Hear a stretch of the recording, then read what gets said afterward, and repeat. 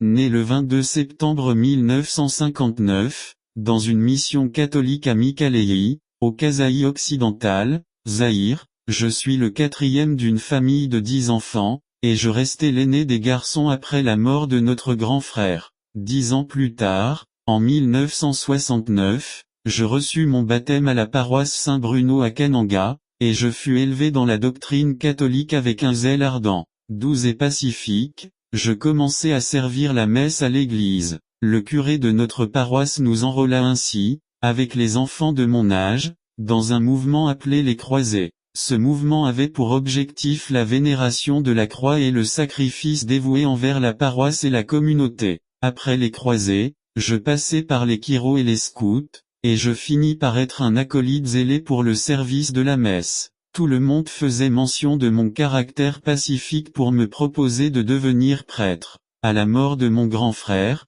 j'étais en 5e primaire. Cet événement suscita en moi une révolte psychique, car tout l'espoir que ma famille avait placé sur mon frère s'effondra. Je sentais grandir en moi de jour en jour un sentiment de vengeance, à cause de la mort de mon frère. Ce sentiment grandit de plus en plus avec le temps. À l'insu de mes parents, je me lançai dans la consultation des fétiches et de la magie pour gagner ma vie et découvrir l'auteur du meurtre de mon frère. Mais toutes mes démarches ne m'apportèrent aucune satisfaction. C'est ainsi que je consultai un devin, et que je me mis à parler avec les morts et les esprits en me cachant dans les WC. Mais cela ne me permit pas de découvrir l'objet de mes recherches. C'est de cette manière que j'ouvris une porte au diable qui me tendait un piège. J'y suis tombé, car le diable avait pu planter en moi l'une de ses semences, les soucis. À partir du moment où j'eus des contacts avec ce devin, je m'engageai dans de profondes méditations.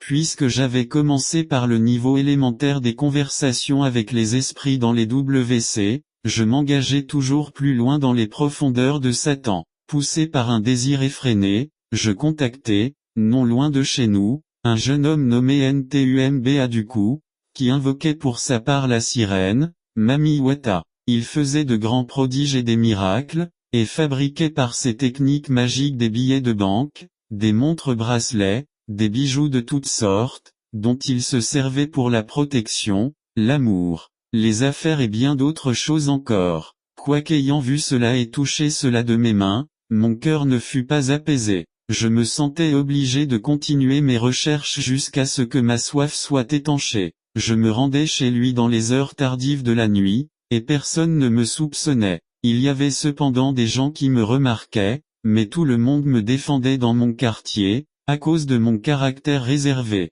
Pendant tout le temps où j'invoquais la sirène, mon désir ne fut pas satisfait, et je ressentais toujours ce vide en moi. Les eaux stagnantes sont mangeuses d'hommes, affirme le dicton. Personne ne pouvait m'accuser de quoi que ce soit, car tout le monde aurait témoigné en ma faveur. C'est pour cela que j'exhorte mes frères et sœurs dans le Seigneur à toujours juger par l'esprit, et non d'après les apparences. 1 Corinthiens 2, 10-11. Pendant tout ce temps avec la sirène, Mami Wata, je fis tout pour pousser toujours plus loin mes démarches. J'allais jusqu'à frapper à la porte de grands féticheurs renommés à Kananga, qui pouvaient faire tomber la foudre de manière surnaturelle, et accomplir divers prodiges. Ils me demandaient par exemple de me tenir sur une casserole en argile. La casserole ne se cassait pas sous mon poids, mais me faisait faire le tour de la maison. Toutefois, je ne pus jamais savoir qui avait tué mon grand frère. Je me retirai de toutes ces choses lorsque je découvris qu'elles ne répondaient pas à ma question.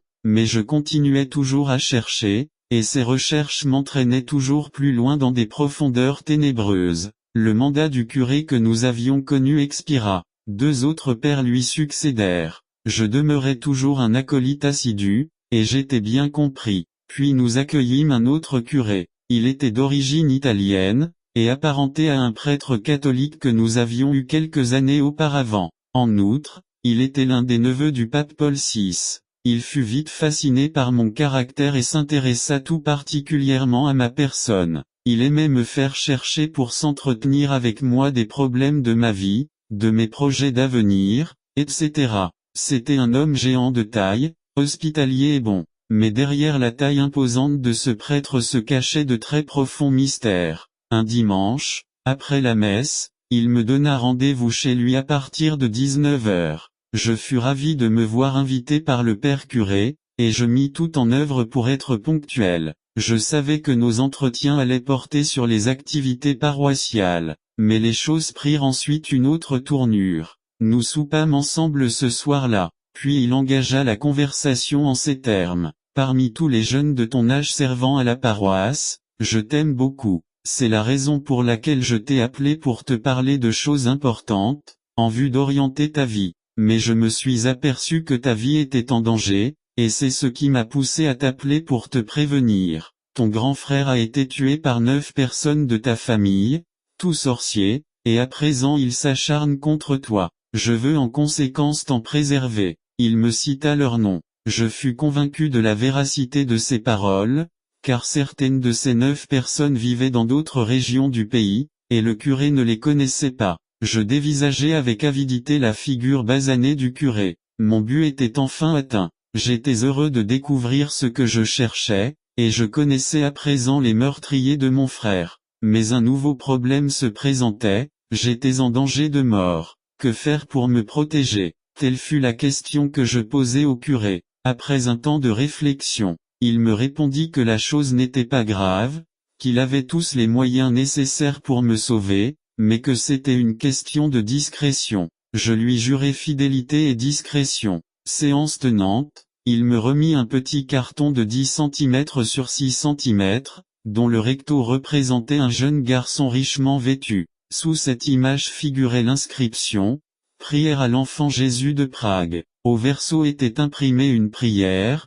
en 3 séquences. Je devais la réciter chaque matin à mon lever, et chaque soir à mon coucher, en formulant l'intention d'être protégé. Cela devait me donner la garantie d'une sécurité tant spirituelle que physique. J'accordais une considération toute particulière à la personne du curé. Je voyais en lui un homme qui parlait avec Dieu. J'avais 12 ans à l'époque où je fus introduit dans tous ces mystères, et j'étais élève de 6 degrés année primaire. Quelques jours plus tard, le curé m'indiqua que je pouvais utiliser cette prière pour mes études, de la manière suivante. Je devais inscrire les noms de tous les élèves de ma classe sur une liste, en attribuant à chacun la note de mon choix. En récitant ensuite la prière sur la liste ainsi établie, je fixais le classement des élèves. Lors de la proclamation des résultats, c'était comme si le maître lisait le papier que j'avais rédigé à l'avance. C'est ainsi que j'obtins toujours les places de mon choix. J'invite donc les parents chrétiens à beaucoup prier pour leurs enfants qui vont à l'école.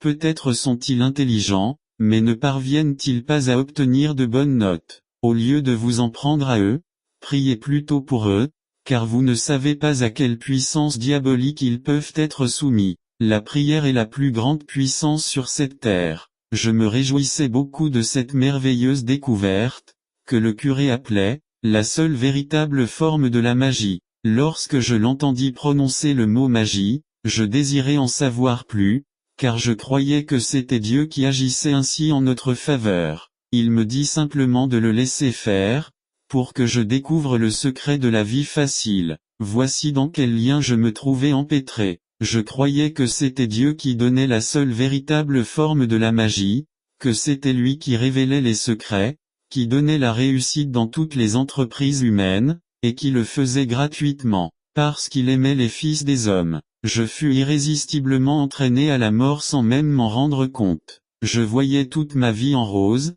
soutenue en tout point par Dieu, sans condition, ni frais, ni sacrifice. Mais c'était le voleur qui m'entraînait peu à peu hors de la bergerie. Il avait pour émissaire ce curé, qui affichait toutes les apparences de la piété. Le voleur s'est saisi de moi à l'occasion de la révélation des noms des sorciers de ma famille. Ce fait m'avait convaincu que la vérité se trouvait dans ce curé, cet homme de Dieu, comme tout le monde le croyait. Puisque le voleur s'était emparé de moi et m'avait entraîné hors de la bergerie, la conséquence fut que je commençai à éprouver de la répugnance envers l'idée de Dieu, de la messe, etc. Je me rendis de plus en plus rarement à la paroisse. Ayant été récupéré par les envoyés du curé, je repris mes activités, en attendant d'être égorgé, c'est-à-dire en attendant que je parvienne à une étape où il ne me serait plus possible de dire non, ni de faire demi-tour. À cause des innombrables révélations reçues, de la facilité à franchir certains obstacles de la vie, du contrôle exercé sur les forces mystiques occultes, etc.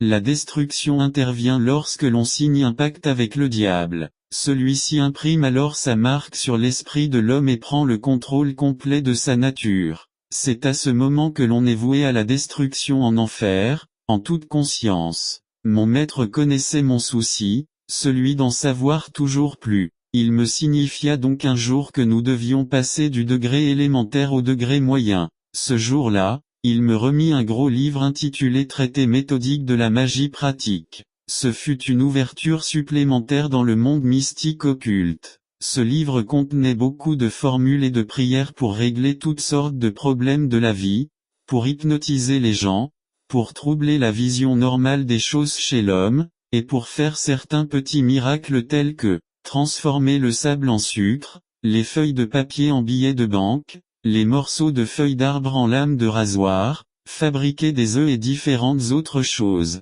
Je fournissais de temps à autre des rasoirs à mon père, qui ne manquait pas d'être surpris en voyant des lames de rasoir toutes vertes, de la couleur des feuilles d'arbre utilisées. Toujours dans ce domaine, j'appris à invoquer divers types d'esprits qui habitaient sur les astres et les planètes. C'est ainsi que sur la Lune habitent des esprits dont le rôle est d'exciter à l'amour. Sur Jupiter, il y a des esprits de division, dont le rôle est de donner des maladies, de semer la haine et la discorde, ou de fournir des esprits guerriers pour défendre leurs protégés. Les esprits qui habitent sur la planète Mercure ont pour tâche de provoquer la luxure, et d'exciter tout ce qui plaît à l'œil de l'homme. Les esprits du Soleil donnent aussi différentes maladies, notamment l'hydropésie, la migraine, etc.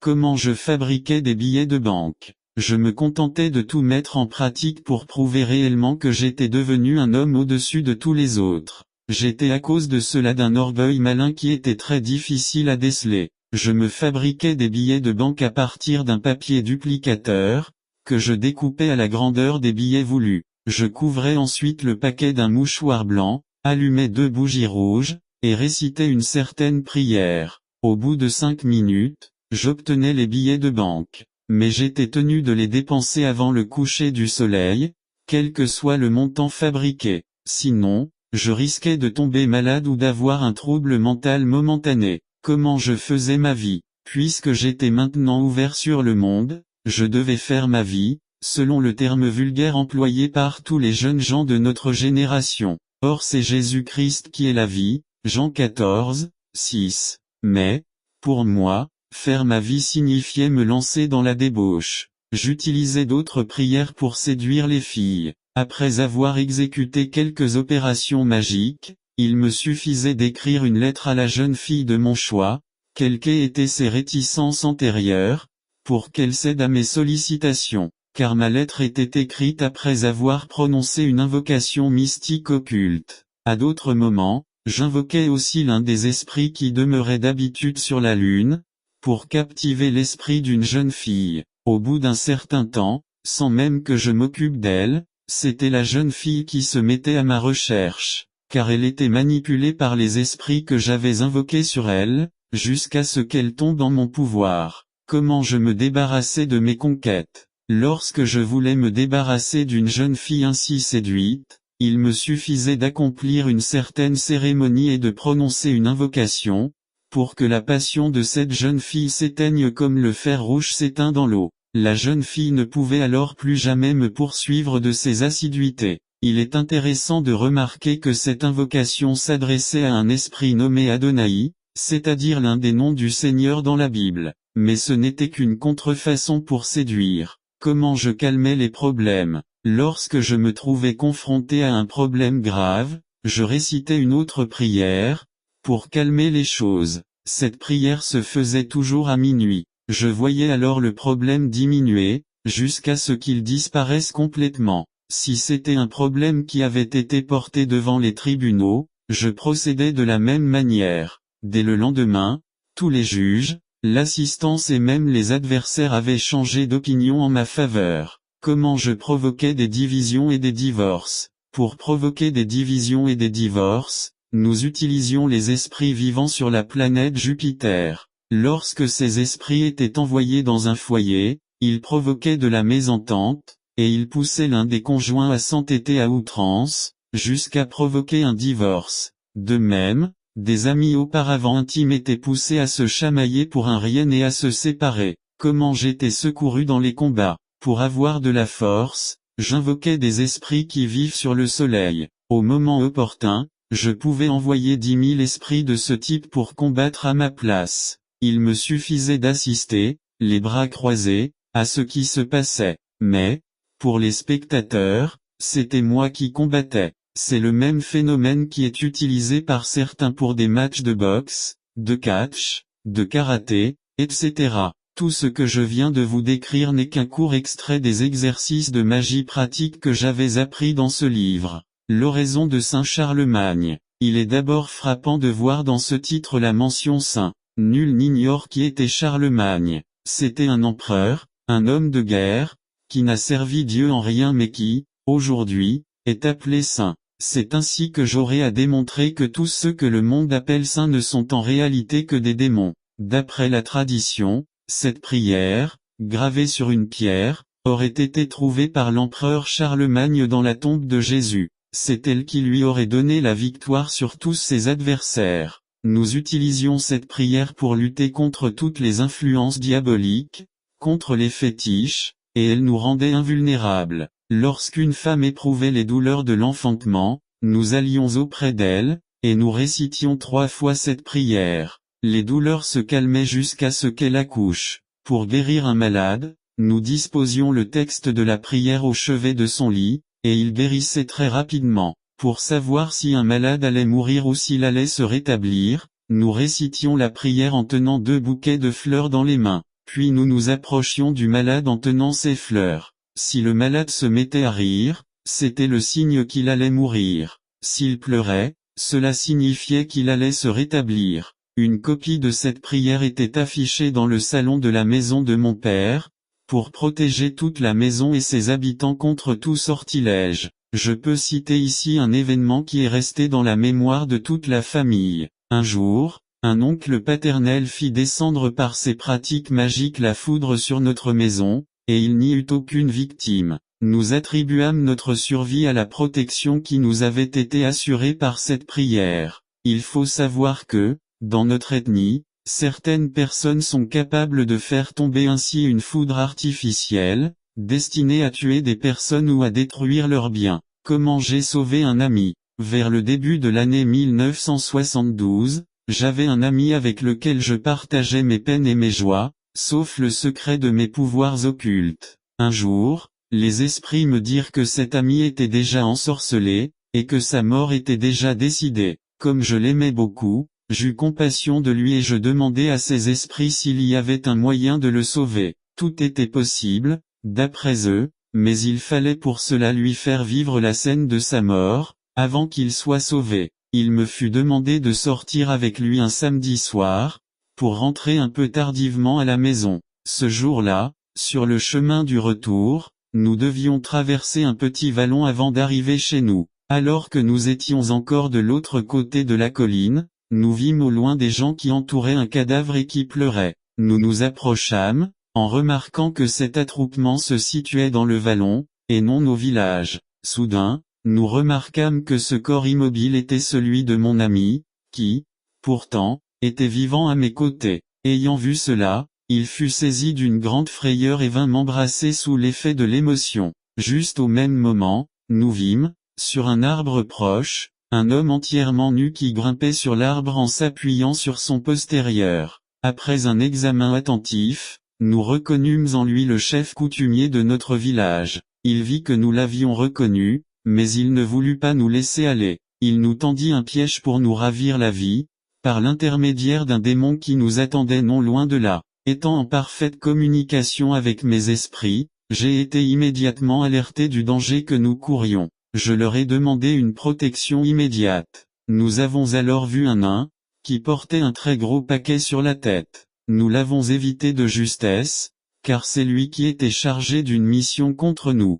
Son paquet contenait les esprits de toutes les personnes qui avaient été tuées par les sorciers du village, et il était leur chef suprême. Mon ami eut très peur de toutes ces choses que nous avions vues, et il ne lui fut pas possible d'aller passer la nuit ailleurs. Je l'emmenai dans ma case. Je passai toute la nuit à parler avec les esprits pour connaître l'étape finale de la délivrance de mon ami. Pour cela, je devais faire appel à un cousin maternel, car c'est lui qui cuisinait la chair des victimes de la sorcellerie. Je devais lui demander de restituer la chair de mon ami. Le lendemain matin était un dimanche. Avant de me rendre à la messe de 9 heures, je fis appeler ce cousin pour avoir un entretien avec lui, mais il refusa énergiquement de reconnaître la vérité. Les esprits me dirent de le laisser partir, et de le rappeler à 18 heures, pour lui donner l'ordre de s'exécuter. En effet, à partir de 18 heures, tous les sorciers sont en parfait contact avec leur monde spirituel.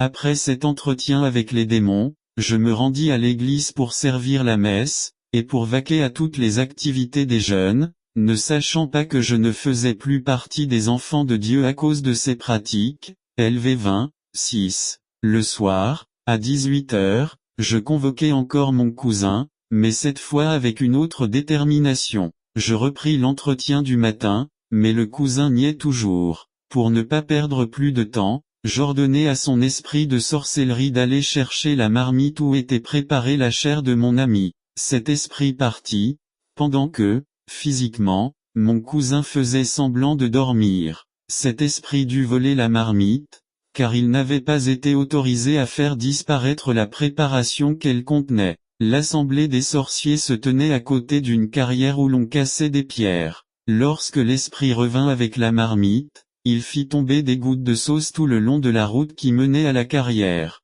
Lorsque le cousin fit semblant de sortir de son sommeil, nous vîmes devant nous une marmite pleine de viande. J'appelai les esprits, qui vinrent remettre la chair, quoique déjà préparée, à son propriétaire, c'est-à-dire mon ami. Puis ils emportèrent la marmite. Quelques minutes plus tard, ils revinrent me dire que de la sauce était tombée sur la route, et que toute personne qui toucherait cette sauce avec ses pieds devait mourir. Me voyant en quelque sorte responsable de la mort de tous les innocents qui iraient à la carrière, je demandai s'il y avait un moyen d'intervenir. Ils me promirent d'enlever toute la sauce de la route à 21 heures. À 21 heures, il y eut une forte pluie. Pendant ce temps, les esprits travaillèrent à enlever la sauce. Mais ils ôtèrent aussi toute la terre environnante qui, selon eux, était déjà empoisonnée. Leur travail provoqua la formation de très profonds ravins, à tel point que la route est restée impraticable jusqu'à ce jour.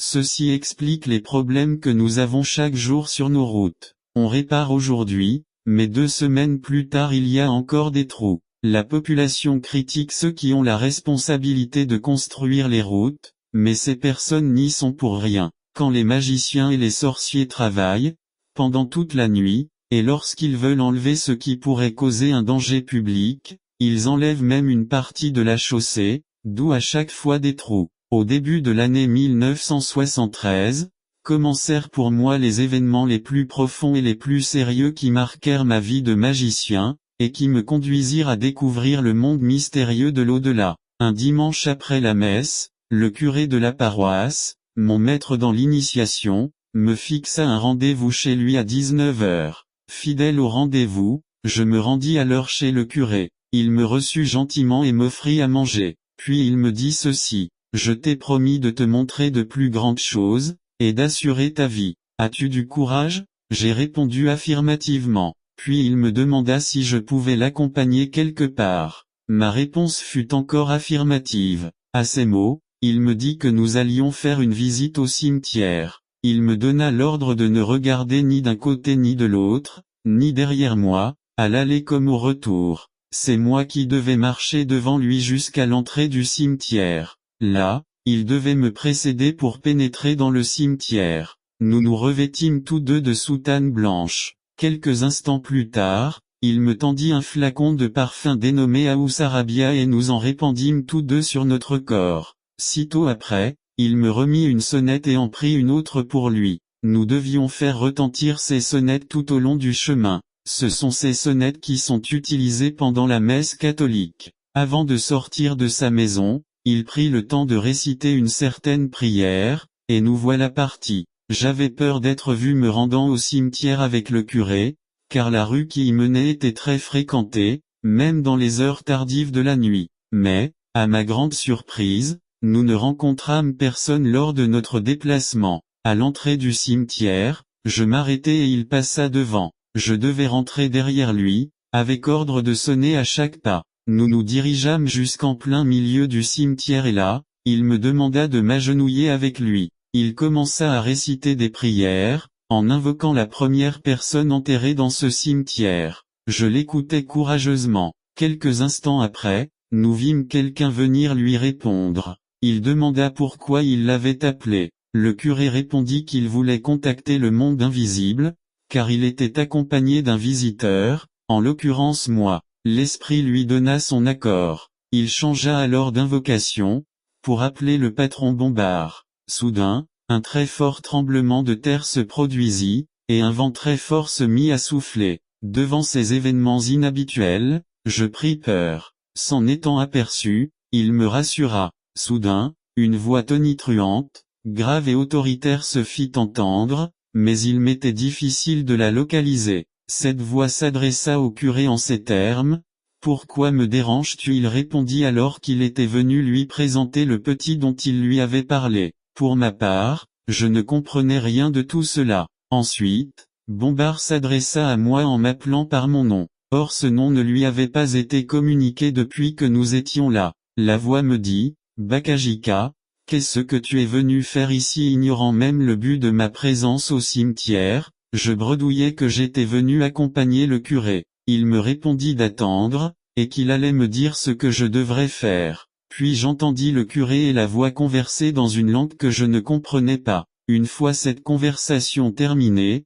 Bombard me dit, « Bakajika, nous constatons que tu as beaucoup de doutes en toi. Mais, pour te prouver qu'il se passe des choses sérieuses ici, demande-moi ce que tu veux, et je le réaliserai tout de suite. » Or mon ardent désir était toujours de venger la mort de mon grand frère. Je lui dis alors, « C'est dans ce cimetière qu'est enterré mon grand frère. Je veux le voir et lui parler. » Il me fit attendre une minute, puis je vis de mes propres yeux mon grand frère, qui était mort depuis 4 ans. Il me posa la question suivante. « Pourquoi me cherches-tu » Je lui répondis que je voulais en savoir plus sur les circonstances de sa mort. Il me répondit ceci. « Tu es déjà un homme important, puisque tu es déjà parvenu jusqu'ici. Ce n'est pas à moi de te répondre, car tu en sauras davantage. » Sur ces mots, il disparut. Puis Bombard s'adressa de nouveau à moi. « Tu vas m'acheter 30 flacons de parfum House Arabia, et tu me les amèneras.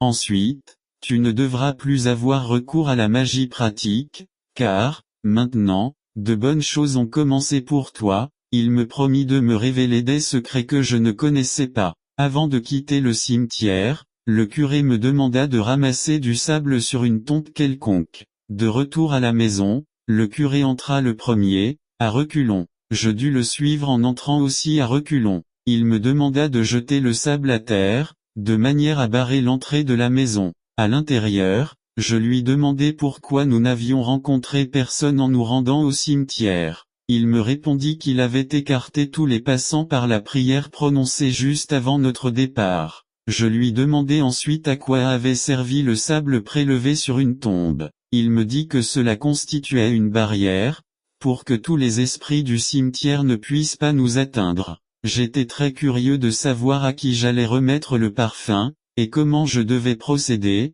car je n'avais vu personne, mais j'avais seulement entendu la voix. Le curé m'assura que je devais remettre moi-même ce parfum de la main à celui qui m'avait parlé. De nouvelles faveurs occultes. Je courus demander à mon père la somme qui couvrirait l'achat du parfum. Comme il était conscient de mon assiduité à l'école, il n'hésita pas à me remettre cette somme. 2 jours après, j'étais chez le curé avec mon paquet de parfums. Nous nous préparâmes pour aller au cimetière, comme la première fois. À 20 heures, nous étions au cimetière. Le curé a prié et fait ses invocations, et le même tremblement de terre se produisit. Notre interlocuteur invisible vint nous demander le motif de notre présence. Le curé dit que je me trouvais là avec le parfum demandé. Il me demanda de m'avancer de quelques pas et de déposer le paquet à terre. Ceci fait, je vis le paquet disparaître sous mes yeux. M'ayant félicité pour cet effort, Bombard me promit de me fixer un endroit, dans ma chambre, qui serait une sorte de boîte aux lettres, où je recevrais les correspondances qui m'étaient destinées. Il promit de m'envoyer un carnet de prières que je devais étudier par cœur pendant 3 mois, ainsi qu'une chaînette magique et de la poudre magique. Une lettre du monde invisible. 2 jours plus tard, je trouvai au pied de mon lit une lettre écrite par Bombard, qui me communiquait le numéro de ma boîte postale, BP, OO-0045, et mon numéro d'appel téléphonique, 0011, 0012, direction générale, Inde. Je devais renvoyer cette lettre dans le monde invisible après en avoir pris connaissance, car quiconque la lirait devait mourir. Cette direction générale était située au numéro 102 de la rue du Cimetière, dans le monde invisible. Comment je communiquais avec le monde invisible? Les communications téléphoniques étaient assurées au moyen d'un appareil ressemblant à un talkie-walkie, mais aussi petit qu'une boîte d'allumettes, ou encore à l'aide d'une chaînette magique, qui portait une croix. Quand on mettait le bout de la croix dans la bouche, on entrait en contact avec le monde invisible. Cette même chaînette pouvait tuer des gens, si on leur donnait un coup avec elle. 2 jours plus tard, les personnes ainsi frappées mouraient après une petite poussée de fièvre. On pouvait aussi guérir les malades en plaçant la chaînette autour de leur cou. Je reçois le carnet de prière. 1 semaine plus tard, à minuit, alors que je dormais, j'entendis comme dans un rêve quelque chose tomber au pied de mon lit. Je sursautai, et je me rendis compte que le carnet de prière promis se trouvait là. Cet endroit était donc bien celui de ma boîte postale magique. La couverture du carnet portait des dessins très significatifs. Mon nom était imprimé en haut de la couverture, Bakajika Muana Nkuba. Au-dessous était représenté un cercueil fermé, dans lequel était allongé un cadavre. Le cercueil était surmonté d'une croix, au sommet de laquelle était perché un oiseau. Sous le cercueil, horizontalement, étaient alignées 14 petites croix. Le cercueil et le cadavre signifiaient que toutes mes activités seraient centralisées à partir du cimetière, lieu où l'on enterre les morts. L'oiseau perché sur la croix indiquait que c'était du cimetière que nous devions nous envoler pour le monde invisible. Le carnet contenait une série de 16 prières dont j'allais avoir besoin pour toutes mes activités, pour aller au cimetière, pour invoquer le monde invisible, pour parler avec les morts, pour réussir en amour, pour faire des miracles, produire de l'argent, etc.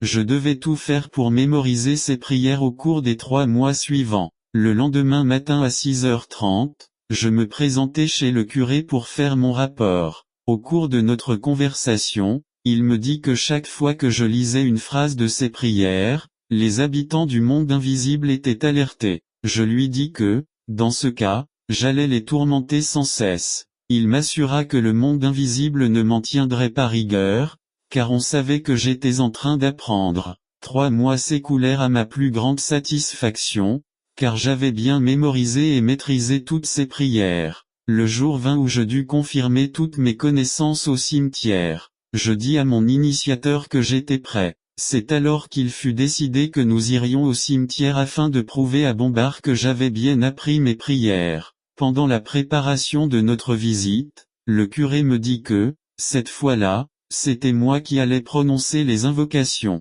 Ma nouvelle visite au cimetière. Parvenu au cimetière, le curé me passa la parole. Je prononçai 12 fois l'invocation, mais sans résultat. À la 13e reprise, j'entendis le tremblement de terre et le vent très fort qui soufflait. Puis notre interlocuteur finit par me répondre, Bakajika, pourquoi me déranges-tu? Je lui répondis que je me trouvais là pour lui montrer que j'avais bien maîtrisé les prières. Il me demanda alors de les lui réciter toutes, de la dernière à la première. Lorsque j'eus terminé, il me félicita, mais m'interdit formellement de montrer le carnet à quiconque n'était pas des nôtres, car toute personne qui regardait simplement le carnet devait mourir. Il m'autorisa à les invoquer ou à visiter le cimetière à mon gré, et à demander tout ce que je voulais, comme l'indiquaient les prières. Il me donna ensuite l'appareil de la grandeur d'une boîte d'allumettes, pour entrer en communication directe avec eux, n'importe quand. Cet appareil m'est parvenu dans la main sans que je sache par quel moyen. Puis il ajouta, avant que je te donne l'autorisation d'utiliser les prières, tu dois passer par le baptême. J'ai donc laissé le curé à l'endroit où nous étions agenouillés, et je suis allé accent aigu plus loin dans le cimetière. J'ai remarqué à cet endroit une ancienne bouteille de whisky Johnny Walker remplie d'eau. Bombard m'a ordonné de me laver le corps entier dans cette eau. Je le fis et je remarquai que cette eau ne diminuait pas dans la bouteille. J'exerce de nouveaux pouvoirs. Ce jour-là, je rentrai fou de joie à la maison, devant la perspective d'avoir ainsi tout mon avenir largement ouvert. Ce même jour, dans ma chambre, je tentai de demander de l'argent, car c'était mon tout premier désir. J'utilisai donc l'une des prières pour demander 5000 zaïrs. Cette somme me parvint par ma boîte postale aux environs de minuit. J'étais au lit lorsque le bruit du paquet tombant dans ma chambre me fit sursauter.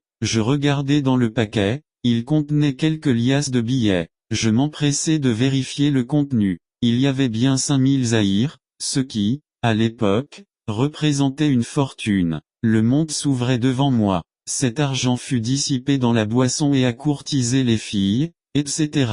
Lorsqu'il fut dépensé, j'eus à nouveau recours au monde invisible pour demander une autre somme d'argent, qui me fut donnée sur le champ. Je me suis taillé grâce à cela une place privilégiée parmi mes camarades de classe et mes amis. Il me suffisait de faire une petite prière pour que mes poches soient remplies de billets de banque. Ma richesse s'accrut à tel point qu'à l'âge de 16 ans, je pus acheter ma première voiture de marque Ford.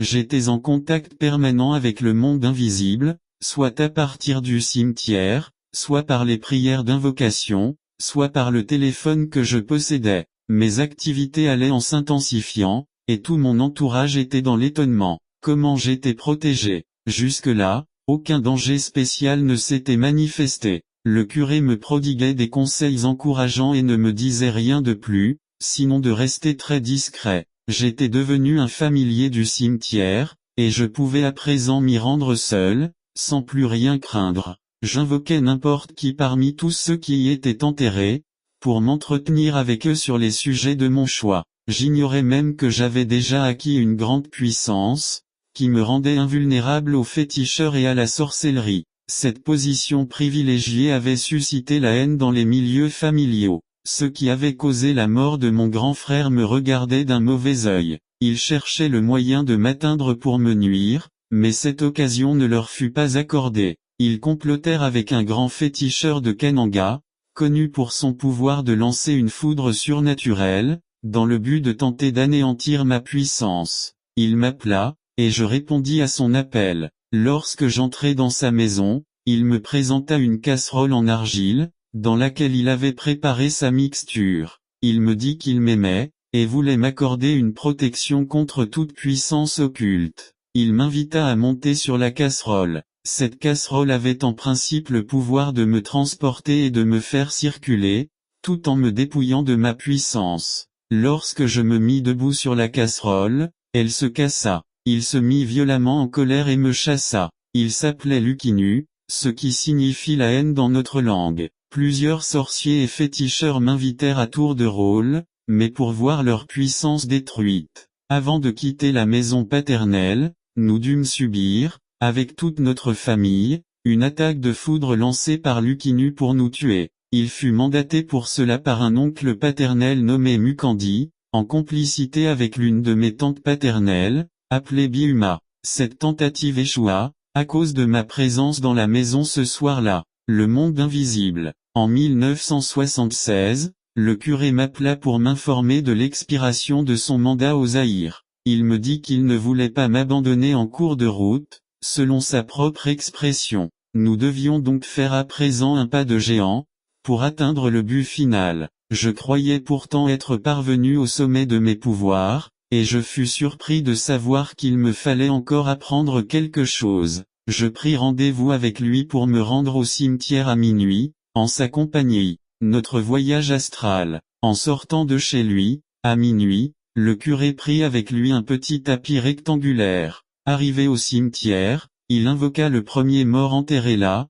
en l'invitant à faire son travail, parce que nous allions voyager. Après une nouvelle invocation, il me fit un signe et me demanda de me mettre avec lui sur le tapis. Aussitôt, nous nous sommes dédoublés. Nos corps restèrent au cimetière, sous la bonne garde du premier enterré, et nous nous rendîmes dans notre esprit dans le monde occulte invisible. Nous nous retrouvâmes dans un monde très beau que je n'avais jamais vu de mon vivant, et dans une très belle ville. Nous parcourûmes les larges rues bien tracées et embellies. Il y avait des immeubles gigantesques à la décoration très raffinée. Nous nous engageâmes dans la rue du cimetière et, au numéro 102, nous nous retrouvâmes au siège de la Direction Générale de la Magie. Nous fûmes reçus avec faste. Je vois mes interlocuteurs. Déjà, au seuil de l'immeuble, je fus surpris de retrouver ma photo, de très grande dimension, affichée sur le mur de la salle d'attente. Comme je désirais en savoir plus, le curé me dit que cette photo avait été prise lors de notre première visite au cimetière. Un moment après,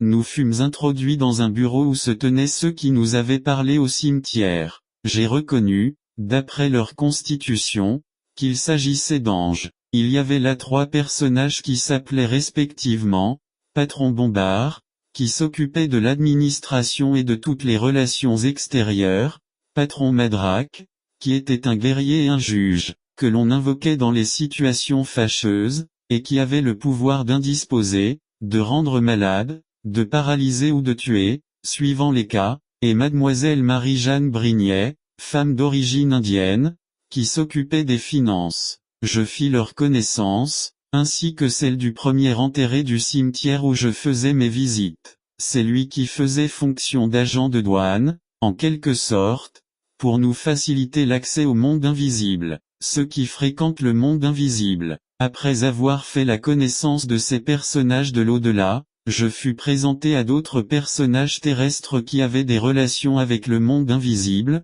surtout ceux qui habitaient aux Zaïre. Invité dans la grande salle, je retrouvais beaucoup de personnages historiques, dont on avait étudié la vie à l'école, des savants, des inventeurs, des grands hommes d'affaires, des hommes politiques et, enfin, des membres du clergé catholique, cardinaux, prêtres, etc.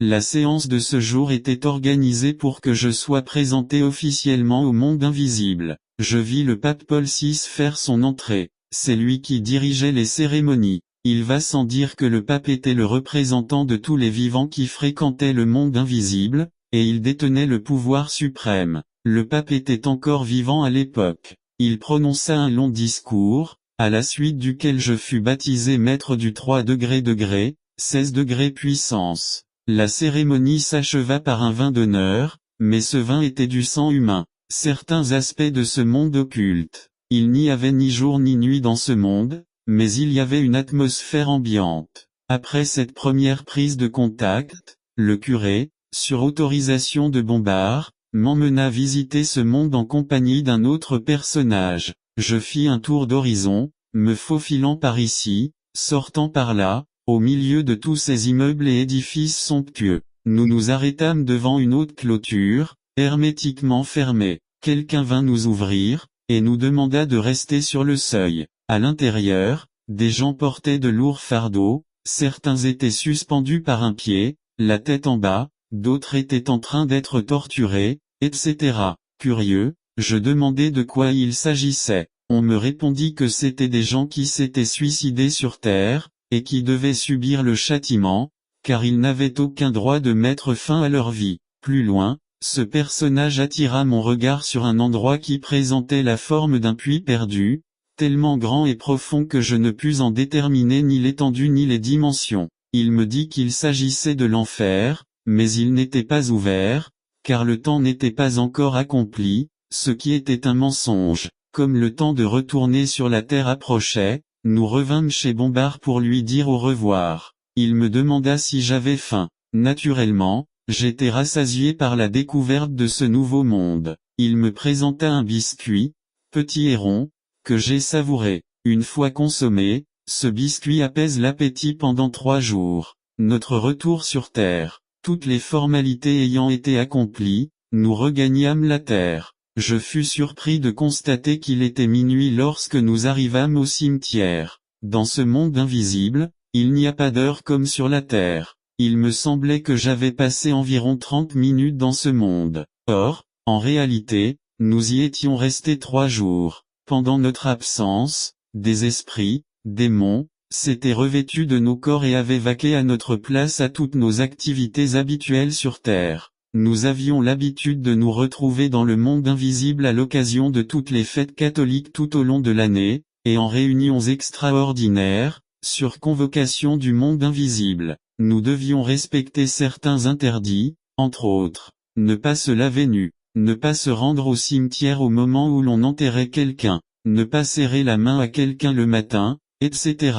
Je devais chaque mois sacrifier des coqs et des pigeons blancs. À l'aide de mon tapis magique, je pouvais voyager sur toute la terre des vivants sans aucune formalité administrative, et j'ai pu ainsi faire le tour du monde. D'un autre côté, mes parents ne comprenaient pas les activités que je pratiquais. Un jour, mon père m'accusa d'être un voleur, mais je lui affirmai que ce n'était pas le cas. Je lui promis de lui payer une voiture dans les jours à venir. À ces mots, il me prit pour un aventurier, et ne crut pas ce que je lui disais. Bombard m'ordonna de m'acheter une parcelle de terrain et de quitter le toit paternel. Le site choisi pour moi était le quartier de l'hôpital de Kananga, non loin du cimetière de la ville, du côté où était jadis le cimetière des prématurés. Cet endroit était idéal pour me permettre d'entrer facilement en contact avec le monde invisible ou de faire mes visites au cimetière sans empêchement. Cette parcelle se situait au numéro 35 de la rue Seul.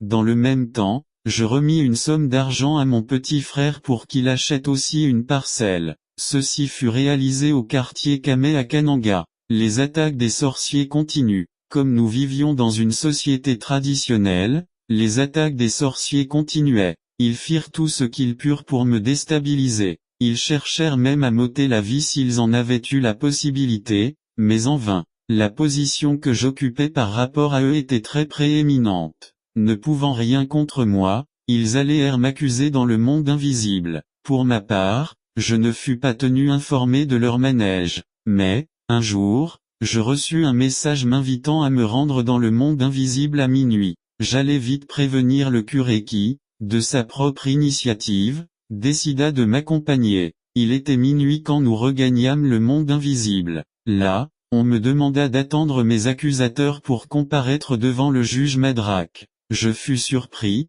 mais le curé, mon fidèle compagnon, me rassura. Un moment plus tard, je vis s'arriver une file de 9 personnages, tous membres de ma famille, que je connaissais parfaitement bien. Ils s'assirent non loin de nous. Le juge intervint pour nous demander de passer à la barre. La première question fut pour savoir si nous nous connaissions. La procédure était la même que sur la terre. Ceci fait, on leur demanda pourquoi ils m'avaient accusé. À ces mots, ils répondirent tous ensemble qu'ils avaient constaté la position très élevée que j'occupais par rapport à la leur, et qu'ils craignaient que je leur cause du tort à la longue. Ils avaient donc voulu prendre les devants pour m'éliminer. L'audience fut levée après leur condamnation, on remit à chacun un jeton sur lequel était inscrite une date. Cette date correspondait à celle de la mort du détenteur de chaque jeton. Ils rentrèrent sur terre tout confondus. On m'informa de mon côté que ces sorciers allaient user de représailles pour venger leur sort, mais qu'ils ne réussiraient pas. Rentré sur terre, je remarquai un changement d'attitude sur le visage de chacun de ces sorciers. Pour en savoir plus, je tentai de visiter l'un d'entre eux, qui était un oncle paternel. Il me repoussa comme un chien. Son entourage ne le comprit pas, car, naguère, nous étions en bons termes avec lui. Ceci se répéta partout où je passais voir ces fameux sorciers. Eux et moi nous savions très bien de quoi il s'agissait, tandis que les voisins se demandaient ce qui se passait. La réaction des sorciers fut terrible. Ils m'envoyèrent des serpents magiques, ou des chiens pour me mordre, mais ils échouèrent lamentablement. Un jour, il était 13 heures, et je me reposais dans ma chambre. Je vivais encore chez mes parents. J'entendis un bruit singulier contre le mur de la cloison. J'eus juste le temps de me lever du lit, et j'aperçus un serpent tout noir, mesurant 3 mètres de long. Il fut mesuré après avoir été tué, et d'environ 8 centimètres de diamètre, qui s'apprêtait à me mordre. Je voulus fuir, mais le serpent se précipita pour me barrer le chemin. J'invoquai le monde invisible pour distraire le serpent. Ceci fait, je sortis prévenir mon petit frère pour qu'il tue le serpent. À l'approche de mon petit frère, le serpent se mit aux aguets, juste à l'entrée de la maison, pour attaquer quiconque oserait entrer. Mon petit frère tenta d'abord de l'atteindre en lui jetant des cailloux, mais son lance-pierre se brisa. Pendant ce temps, le serpent se disposa à fuir, mais je l'en empêchai par les prières que je faisais sans cesse. Brusquement, l'un des paroissiens, nommé Buabua, est arrivé comme s'il avait été appelé, son lance-pierre à la main. Il réussit à tuer cette bête. Cette manœuvre se reproduisit plusieurs fois, car c'était la contre-attaque des sorciers, qui cherchaient soit à dérober ma chaînette, soit à me faire mordre pour m'éliminer. Mais ils échouèrent complètement. Après les serpents, ils ont tenté de m'attaquer avec un chien, mais cette tentative s'est encore soldée par un échec. Ils sont tous morts à ce jour. Le rôle des chiens, des boas et des pigeons. Dans les parcelles, terrains, des grands hommes d'affaires, il y a un petit élevage de basse-cour, où ne manque jamais un chien. Nous devions aussi élever un chien, mais ce chien ne s'achetait pas sur un marché terrestre. On se le procurait dans le monde invisible. Une fois que ce chien était dans notre terrain, il n'aboyait que contre les sorciers et les petits magiciens, et il les empêchait d'entrer dans le terrain. Lorsque le propriétaire était absent, ce chien enregistrait chaque jour toute visite de gens de l'extérieur, ainsi que leur nom et l'objet de leur visite. Au retour du propriétaire, le chien lui communiquait toutes ces informations, avec tous les gestes propres aux chiens qui accueillent leur maître. C'est à ce moment que ce chien faisait son rapport à son maître,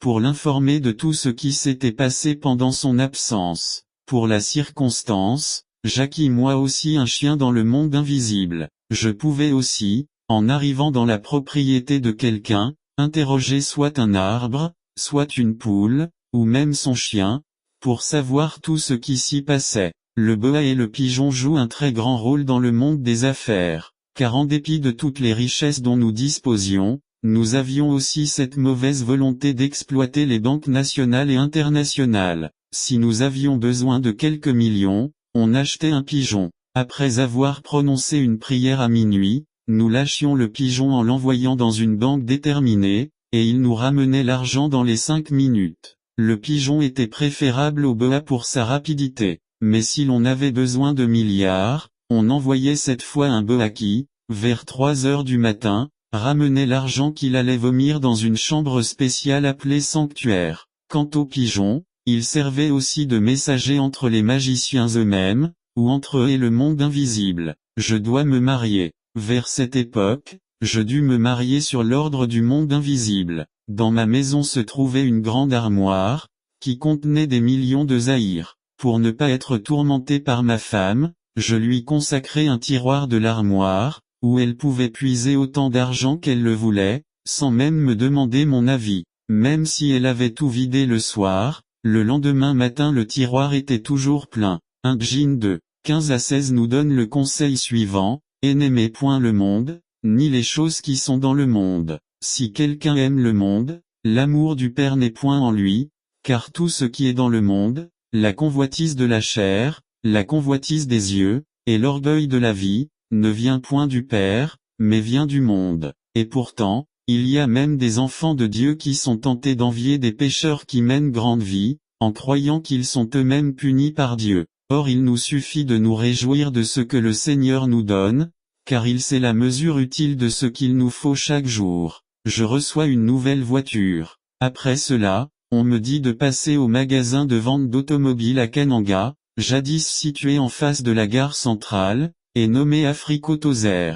Je devais y prendre livraison de la voiture que j'avais demandée au monde invisible quelque temps auparavant. Je fixai rendez-vous à mon neveu pour qu'il m'y accompagne. Le jour fixé, un mardi matin, je rappelai à mon père que le moment était venu de lui offrir la voiture promise. Il n'accepta pas mon offre, mon neveu non plus. Mais nous nous rendîmes quand même sur les lieux. Lorsque nous arrivâmes, mon neveu fut très surpris de l'accueil chaleureux qui nous fut réservé. « Patron, vous êtes déjà là. Votre voiture est prête. Voulez-vous un chauffeur ?» Je leur répondis que je conduirais moi-même. Or je n'avais jamais conduit de voiture de ma vie. Je me suis mis au volant, et j'ai invoqué le monde invisible pour recevoir la capacité de conduire. Ceci fait, j'invitai mon neveu à bord, et nous partîmes. À la maison, mon père n'en revenait pas. Dans mon quartier, Tout le monde savait que c'était mon père qui avait commandé cette voiture, car il était commerçant reconnu.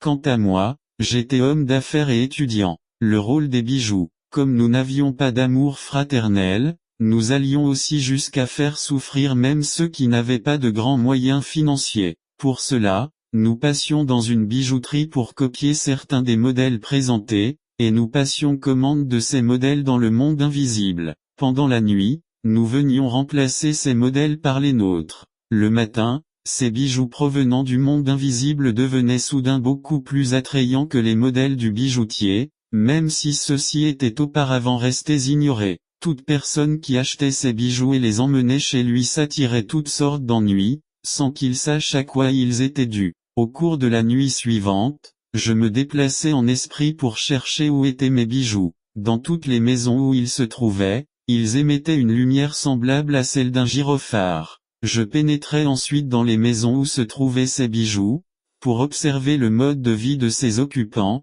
puis je leur jetais un mauvais sort. Alors surgissaient des maladies dans ce foyer, des accidents, ou des problèmes qui occasionnaient toujours des dépenses dont nous profitions. Le port des bijoux n'est pas une nécessité pour les enfants de Dieu, la Bible nous en parle clairement dans les 2 passages suivants. Je veux aussi que les femmes, vêtues d'une manière décente, avec pudeur et modestie, ne se parent ni de tresses, ni d'or, ni de perles, ni d'habits somptueux, mais qu'elles se parent de bonnes œuvres, comme il convient à des femmes qui font profession de servir Dieu. 1 Timothée 2, 9 à 10. Ayez, non cette parure extérieure qui consiste dans les cheveux tressés, les ornements d'or, ou les habits qu'on revêt, mais la parure intérieure est cachée dans le cœur, la pureté incorruptible d'un esprit doux et paisible, qui est d'un grand prix devant Dieu. 1 Pierre 3, 3 à 4. Mes lunettes magiques. Je portais des lunettes spéciales,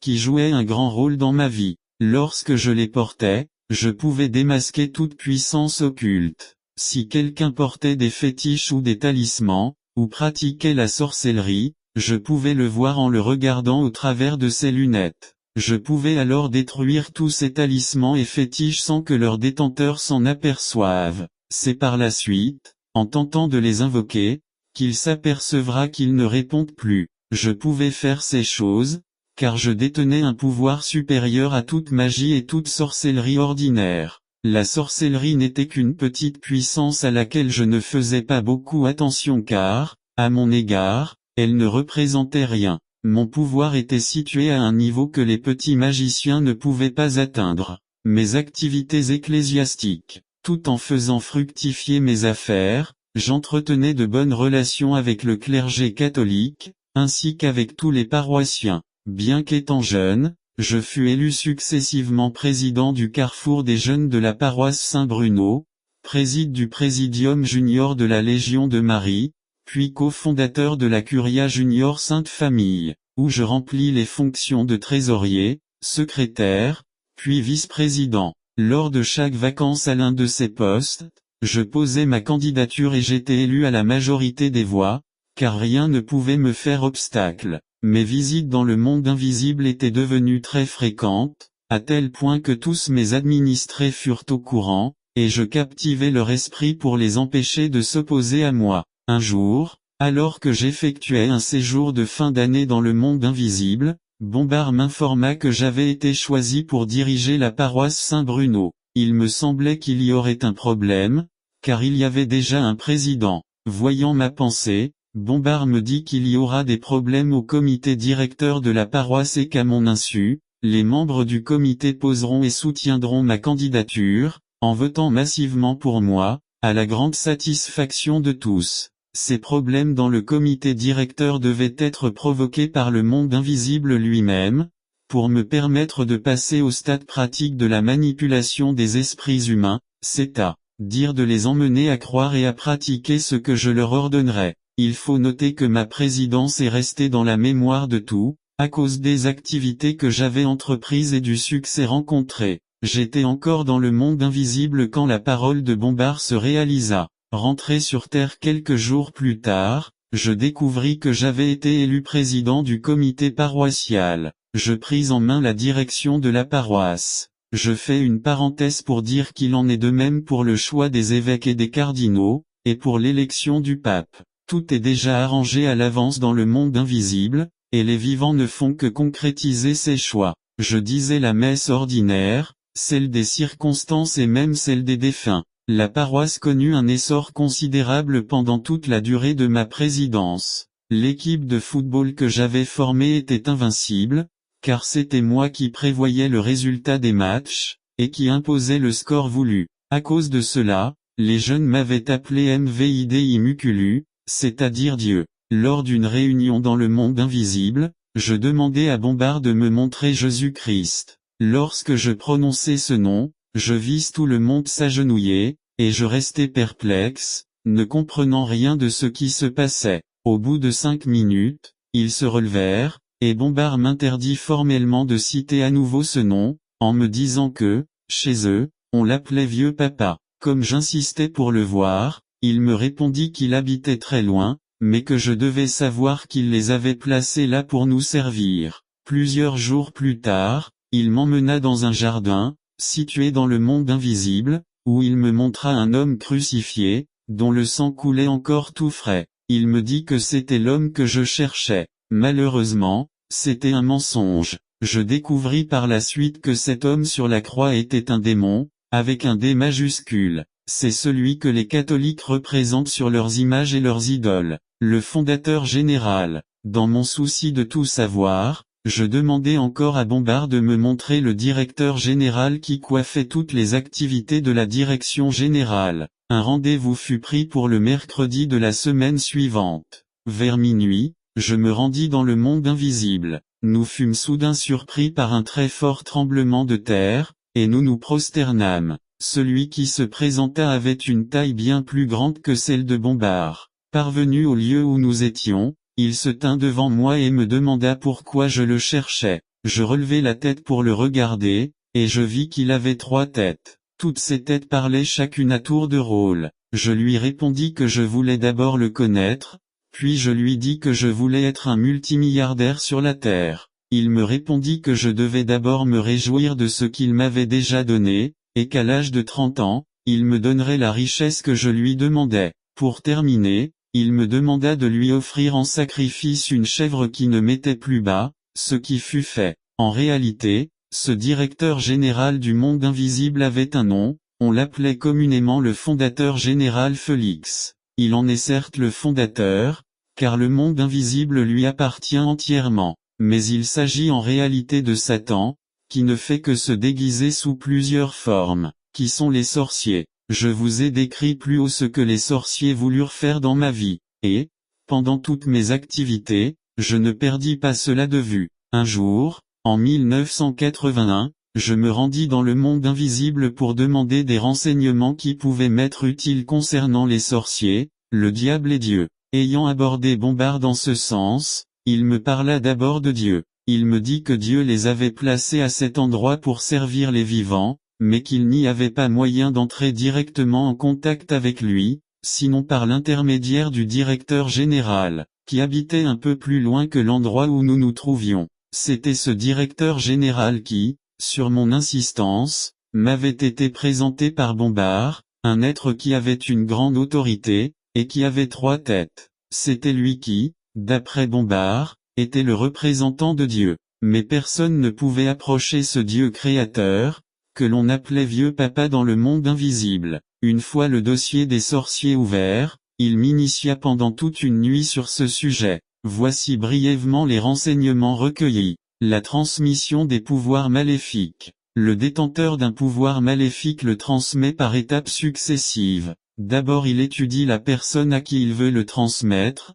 en repérant dans la famille du nouvel initié les personnes à immoler et sur lesquelles il faut jeter un mauvais sort. Après avoir ainsi préparé le terrain, il donne à la victime une semence diabolique qui, dans le cœur de la victime, lui donnera de ne jamais dévoiler de secret, même au prix d'un sacrifice. Ceci lui permet aussi de garder le contact permanent avec les autres sorciers, et de s'obstiner sur cette voie, pour aller jusqu'au bout. À mesure que cette semence se développe, le nouvel endoctriné commence à apercevoir le monde des sorciers. mais il ne peut lui-même s'y rendre que lorsqu'il reçoit son propre moyen de transport, qui peut être soit un stylo-bic, soit un porte-plume, soit un roseau ou la feuille d'un arbre quelconque. Petit à petit, il commence à prendre connaissance des membres de son assemblée, ainsi que de la hiérarchie du pouvoir. Jusque-là, il est un novice. Il ne peut accomplir aucun acte ni jeter aucun mauvais sort, tant qu'il n'est pas complètement initié. Les premières semaines, les nouveaux initiés participent nus aux assemblées, tandis que les gradés portent des costumes fabriqués avec des feuilles d'arbre. Pour terminer son initiation, le nouveau disciple doit signer un pacte avec le souverain maître, Satan. Mais ce n'est qu'après ce pacte qu'il reconnaîtra qu'il s'est engagé à servir Satan. Comme il est lié par ce pacte, il ne peut plus se désister, sous peine de se voir liquidé. Mais on lui fait la promesse qu'il disposera de richesses infinies, et qu'il pourra aussi utiliser un avion personnel. Le jour de l'initiation, on immole une belle vache. Rappelez-vous qu'à partir de 18 heures, chaque sorcier se met en contact avec son monde et ses confrères. À l'heure fixée par le souverain maître, Satan, le nouveau disciple doit passer en revue tous ses chefs hiérarchiques, pour qu'ils soient bien connus. Devant eux se trouve une grande marmite contenant la viande de la vache grasse.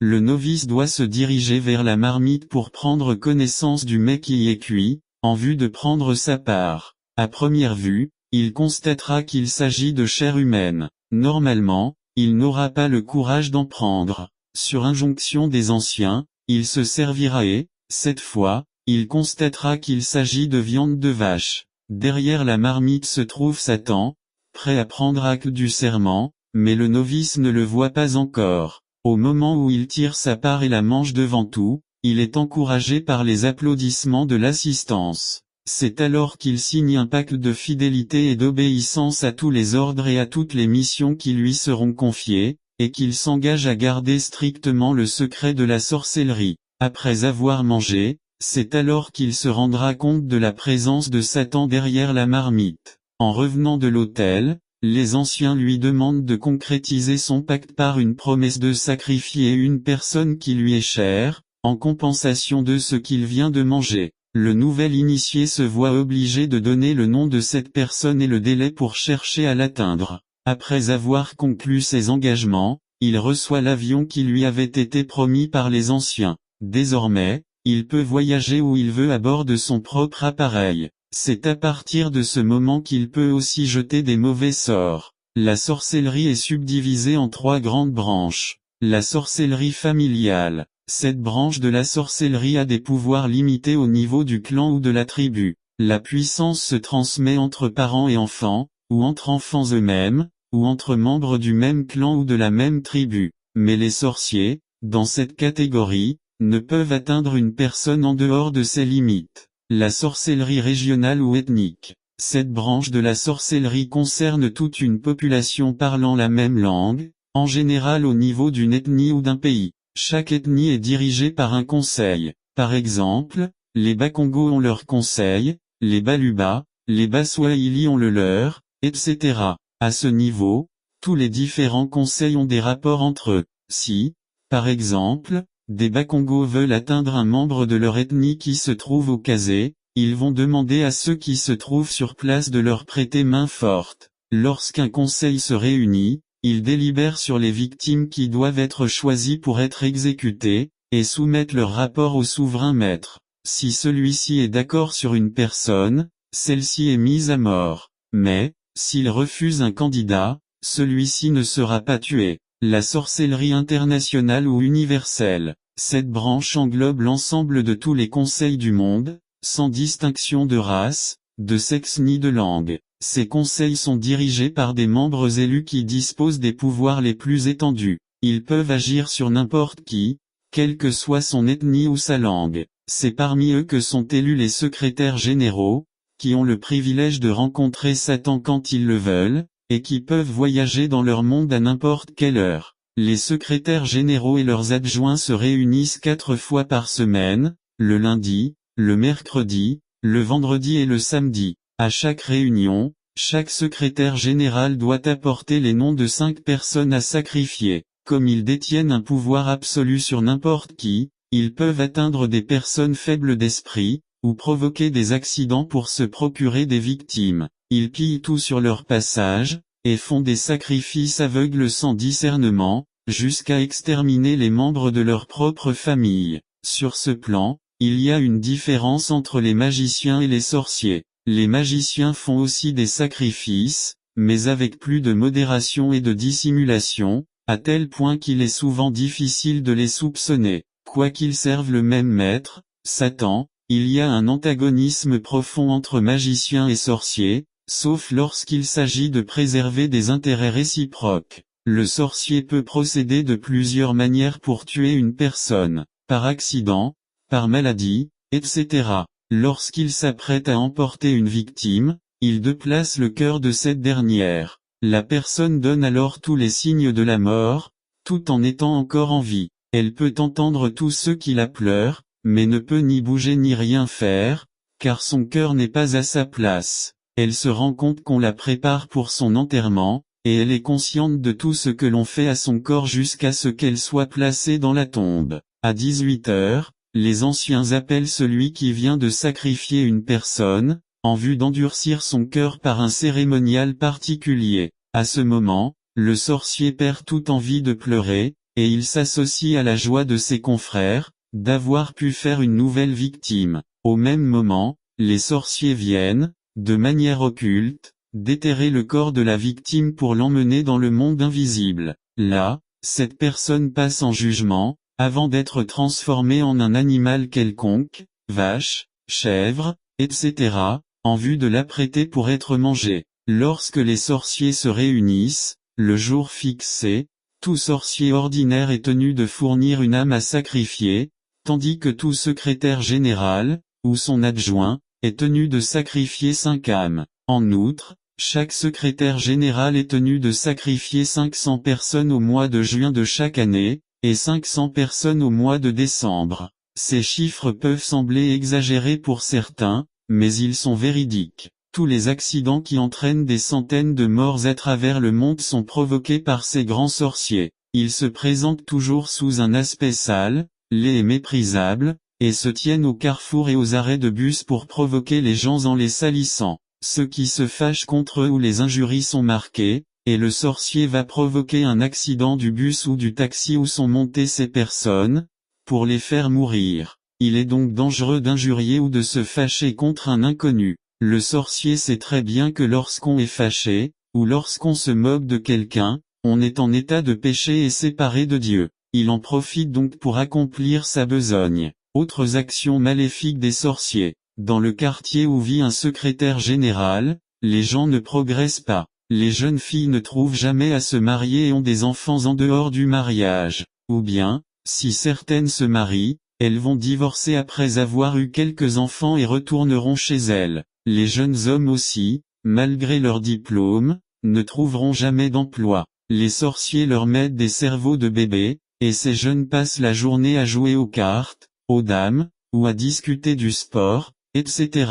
Les sorciers transmettent aussi des épidémies en enfermant de manière occulte le cerveau de leurs victimes dans des fruits, mangues, avocats, etc. Ils peuvent même mettre en vente sur les marchés du monde de la chair humaine, sous forme de viande de vache, par exemple. On trouve alors les clients faisant la queue par dizaines pour acheter une telle viande, car tout ce qui vient du monde invisible est très attrayant. Mais lorsqu'il faudra préparer une telle viande, elle sera sans saveur, et elle écumera lors de la cuisson. Eu égard à ce qui précède, cela ne signifie pas qu'il ne faut plus manger de certains fruits ou de certains aliments, mais nous devons faire ce que dit la Bible, tout doit être pris avec action de grâce, car tout ce que Dieu a créé est bon, et rien ne doit être rejeté, pourvu qu'on le prenne avec action de grâce, parce que tout est sanctifié par la parole de Dieu et par la prière. 1 Timothée 4, 4 à 5. Pour tout ceci, il existe une issue de secours, à savoir Jésus-Christ. Lui seul peut nous délivrer d'une telle servitude. Ma rencontre avec Lucifer, déjà habitué à côtoyer les esprits, même les plus puissants, je ne cessais de demander quelle était leur origine et qui ils servaient. Il me fut révélé que c'étaient les serviteurs du grand maître Lucifer. Je cherchais donc une occasion de rencontrer celui-ci, mais cette occasion ne se présentait pas. Après avoir pris connaissance de l'organisation de la sorcellerie, et toujours dans mon souci d'en savoir plus, je demandai à Bombard de tout faire pour me mettre en contact avec le diable. Quand j'eus prononcé ce mot diable, Bombard se fâcha contre moi et me demanda pourquoi je l'appelais ainsi. Il enchaîna pour me dire que nous étions à son service. Quelle surprise ce fut pour moi. Il poursuivit en disant que le mot diable était une appellation péjorative employée par les habitants de la terre, et que je devais savoir, à partir de ce jour, qu'il s'appelait Sommodieu de deux cœurs. Heureux de cette découverte terrifiante, je demandai donc à Bombard de me mettre en contact avec lui. Il me répondit qu'il était trop occupé, et qu'il était pratiquement impossible de le rencontrer. Toutefois, il était possible de tenter d'entrer en contact avec son secrétaire particulier et garde de corps, pour savoir s'il pouvait faire quelque chose. Bombard me donna donc une prière pour invoquer Nabam, le garde de corps de Satan. Il me dit que Nabam était très dangereux pour les vivants, ce qui revenait à dire que je devais être très prudent et veiller à ce qu'il ne me touche pas quand il m'apparaîtrait, car je devais alors mourir sur le champ. La cérémonie d'invocation devait se dérouler à minuit. Je devais faire toute une préparation dont je ne donnerai pas le détail, sinon pour préciser que je devais me procurer, entre autres choses, de l'eau bénite que l'on trouve dans les églises catholiques. Je devais tracer à la chaux sur le sol un cercle pour moi, et un cercle pour Nabam, et je devais être seul dans la maison, car Nabam aurait emporté avec lui l'âme de quiconque se serait trouvé dans la maison à ce moment-là. Je choisis alors le moment, pour faire partir en week-end mon épouse et tous ceux qui se trouvaient avec nous. Ils étaient contents de tout l'argent et des cadeaux que je leur remis pour les parents chez qui ils allaient passer le week-end. Avec le courage diabolique qui m'animait, je tentai l'action. Je respectais toutes les normes de l'invocation, et Nabam m'apparut dans un vent tumultueux. Je lui donnai à boire l'eau bénite. Puis il me posa la question. Pourquoi m'as-tu appelé? Je lui répondis que j'avais besoin de rencontrer Satan. Il me défendit formellement de l'appeler Satan, mais plutôt Sommodieu de deux cœurs. Il fit l'éloge de sa puissance et me proposa des bijoux, chaînettes, bagues, etc., qui me donneraient du succès dans mes entreprises, à condition de ne jamais les porter dans les églises où l'on priait le Dieu créateur. Je refusai son offre, car la chaînette que je possédais déjà pouvait être utilisée sans aucune condition restrictive, et j'insistai pour voir Sommodieu de deux cœurs. Je voulais aller vite pour gagner du temps et découvrir encore d'autres choses. Il me fixa alors un rendez-vous 2 jours plus tard, et me remit, par correspondance, la prière d'invocation adéquate. Le jour du rendez-vous, à minuit, j'invoquai le souverain maître. Dans la chambre où je me trouvais, appelée sanctuaire, j'entendis un très fort tremblement de terre, accompagné d'un vent violent, tellement violent que je crus que les arbres étaient cassés au dehors. Soudain, je vis apparaître devant moi un lézard qui, à mesure que le vent soufflait, augmenta de plus en plus de taille, en l'espace de quelques secondes. Lorsqu'il eut atteint les dimensions d'un crocodile, il se transforma en être debout, de forme humaine, mais dont tout le corps était couvert d'écailles de couleur émeraude, sauf les mains et la tête. Il avait l'apparence d'un jeune homme d'une trentaine d'années. Il parla le premier pour me demander pourquoi je l'avais appelé. Je lui répondis que je désirais être compté parmi les milliardaires de ce monde, et que je voulais aussi faire sa connaissance. Il fit semblant de se gratter et tira de l'une de ses écailles une longue liste de noms d'hommes, séparés par un trait rouge. Il me montra cette liste, et je fus surpris de voir inscrits les noms de tous les membres de ma famille, les vivants d'une part, et les morts de l'autre. Il me demanda de désigner, parmi les vivants, 5 personnes que je devais lui sacrifier pour obtenir sur le champ la richesse demandée. Je restai quelques secondes confondu, puis je lui demandai de me laisser le temps de réfléchir, en lui précisant que je le rappellerai pour lui donner ma décision. Avant qu'il parte, je lui ai demandé son adresse. Après un moment d'hésitation, il me dit qu'il habitait sous la mer Rouge. En un clin d'œil, il me dit au revoir et disparut. J'avais hésité, car depuis que je faisais mes affaires, on ne m'avait jamais demandé de faire un sacrifice humain. À partir de ce jour, je n'ai plus invoqué Lucifer de cette manière, mais je suis allé accent aigu lui rendre visite dans sa demeure. nous nous sommes fixés un jour, puis nous sommes allés à la mer Rouge pour le rencontrer. Nous tenant sur la rive, du côté de l'Arabie Saoudite, nous prononçâmes l'invocation. Une ouverture se fit auprès de l'eau, et nous entrâmes par cette ouverture. Nous fûmes accueillis par Nabam dans un immeuble décoré avec le goût le plus exquis. Puis le grand maître vint nous souhaiter la bienvenue. La première question qu'il me posa fut pour savoir si je lui avais amené les 5 personnes demandées. Je m'excusai et il accepta mes excuses. Or ce n'est pas dans ses habitudes d'accepter une excuse de n'importe qui et pour n'importe quoi. Il me révéla alors qu'il avait déjà dirigé ce monde 3 fois, sous la forme de pape, lors des premières et troisièmes croisades, et lors de la guerre de 100 ans. C'était Lucifer qui s'était incarné dans ces papes. Cela s'expliquait, car un véritable serviteur de Dieu ne peut pas lancer une guerre pour tuer des gens. Jamais une guerre n'a été sainte, pour autant qu'il y ait le sang qui coule. Je sus aussi que le fondateur général que j'avais déjà vu avec 3 têtes était toujours lui, déguisé sous une autre forme. En outre, le Jésus représenté sur la croix par la grande Babylone n'est autre que Lucifer lui-même, maître de la Trinité diabolique, sous l'emblème de 3 têtes. Il me dit qu'il faisait tout pour me rapprocher de lui, car il m'aimait beaucoup. Il m'autorisa à assister à ses réunions, et à aider les autres dans leur mission macabre, tuer des gens par milliers, provoquer des accidents, détruire les églises où il y avait un début de réveil, en envoyant des esprits mauvais pour décourager les fidèles ou leur donner de la faiblesse spirituelle, ou en envoyant des esprits d'impudicité, arme efficace pour anéantir toute véritable puissance spirituelle. Que de pillages et de massacres ont été accomplis par nous, que de groupes chrétiens et d'églises dispersées. Par toutes ces pratiques, j'étais déjà exclu de la liste des enfants de Dieu. Si quelqu'un se tourne vers ceux qui invoquent les esprits et vers les devins, pour se prostituer avec eux, je tournerai ma face contre cet homme, et je le retrancherai du milieu de mon peuple. Lévitique 20, 6. Je fonçai éperdument vers l'abîme. Je savais à présent que mon sort final était l'enfer, mais Lucifer nous disait que nous allions nous y habituer. Lucifer venait me visiter chez moi même pendant le jour, au vu de tous, mais personne ne se rendait compte qu'il s'agissait du prince de ce monde. On croyait qu'il s'agissait de l'un de mes collègues trafiquants de diamants. Nous sortions ensemble pour courtiser des femmes, et le sort qui attendait ces femmes était la mort, après beaucoup de souffrances et de malédictions dans leur vie. Beaucoup de prostituées, hommes ou femmes, ont eu ainsi des relations sexuelles avec un mauvais esprit, ou avec un grand magicien, qui, extérieurement, avait l'air de gens tout à fait convenables. J'avais reçu de Lucifer des lunettes magiques, par lesquelles je pouvais détecter tout sorcier, tout magicien ou tout féticheur,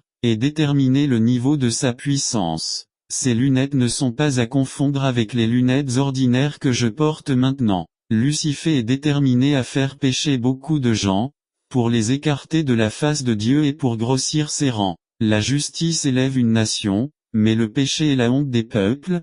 Proverbe 14h34. C'est pourquoi il y a aujourd'hui beaucoup plus de gens qui ont des mauvais esprits en eux, par rapport aux époques antérieures, parce que Lucifer a déchaîné toute sa puissance pour séduire le monde au maximum, en utilisant notamment le goût du luxe, la recherche des beaux habits et la recherche de la gloire. Par tous ces camouflages, Lucifer séduit également les gens par la superstition et l'art d'interpréter les signes. Il est aussi à l'origine des idoles, statues, médailles, images pieuses, des amulettes, des cordes, des anneaux, des tissus rouges qu'il faut porter sur les hanches, dans certaines églises diaboliques qui brandissent pourtant la Bible. D'autres églises utilisent des symboles, comme par exemple le signe S, censé représenter le mot salut. D'autres le font d'une manière un peu plus compliquée, en entrelaçant le S dans une croix, ou en utilisant le signe de la croix gammée. D'autres se serrent la main en forme de croix, d'autres portent obligatoirement des habits blancs, etc. D'autres choisissent des jours pour faire ou ne pas faire certaines choses, ne pas voyager, se marier, semer, laver, se couper les cheveux ou les ongles, etc. Vous trouverez dans ces églises du diable des milliers d'adeptes prêts à tout sacrifier pour défendre les intérêts de leur communauté. La divination, l'astrologie, le yoga, la rose-croix, le mahigari, la psychanalyse, la télépathie, ont un rapport direct avec la magie, pour accomplir des choses surnaturelles et des miracles, et à cause de l'ambition et de l'avidité des hommes, le diable se cache aujourd'hui sous les noms savants de recherche et de science. Il existe aussi toute une littérature inspirée par le diable, dont la simple lecture entraîne une possession démoniaque. On peut ainsi citer les titres suivants, les 5 livres de Jean, Théologie rationnelle, le livre de la sagesse, les forces magiques en nous, l'être du ciel, etc. L'heure est venue où Dieu veut enlever toute notre ignorance concernant toute la stratégie du diable. Vous connaîtrez la vérité, et la vérité vous affranchira. Jean 8h32. Puis un des 7 anges qui tenait les 7 coupes vint, et il m'adressa la parole, en disant, Viens, je te montrerai le jugement de la grande prostituée qui est assise sur les grandes eaux. C'est avec elle que les rois de la terre se sont livrés à l'impudicité, et c'est du vin de son impudicité que les habitants de la terre se sont enivrés. Et il me transporta en esprit dans un désert, et je vis une femme assise sur une bête écarlate, pleine de noms de blasphème, ayant 7 têtes et 10 cornes. Cette femme était vêtue de pourpre et d'écarlate, et parée d'or, de pierres précieuses et de perles. Elle tenait dans sa main une coupe d'or, remplie d'abominations et des impuretés de sa prostitution. Sur son front était écrit un nom, un mystère, Babylone la grande, la mère des impudiques et des abominations de la terre.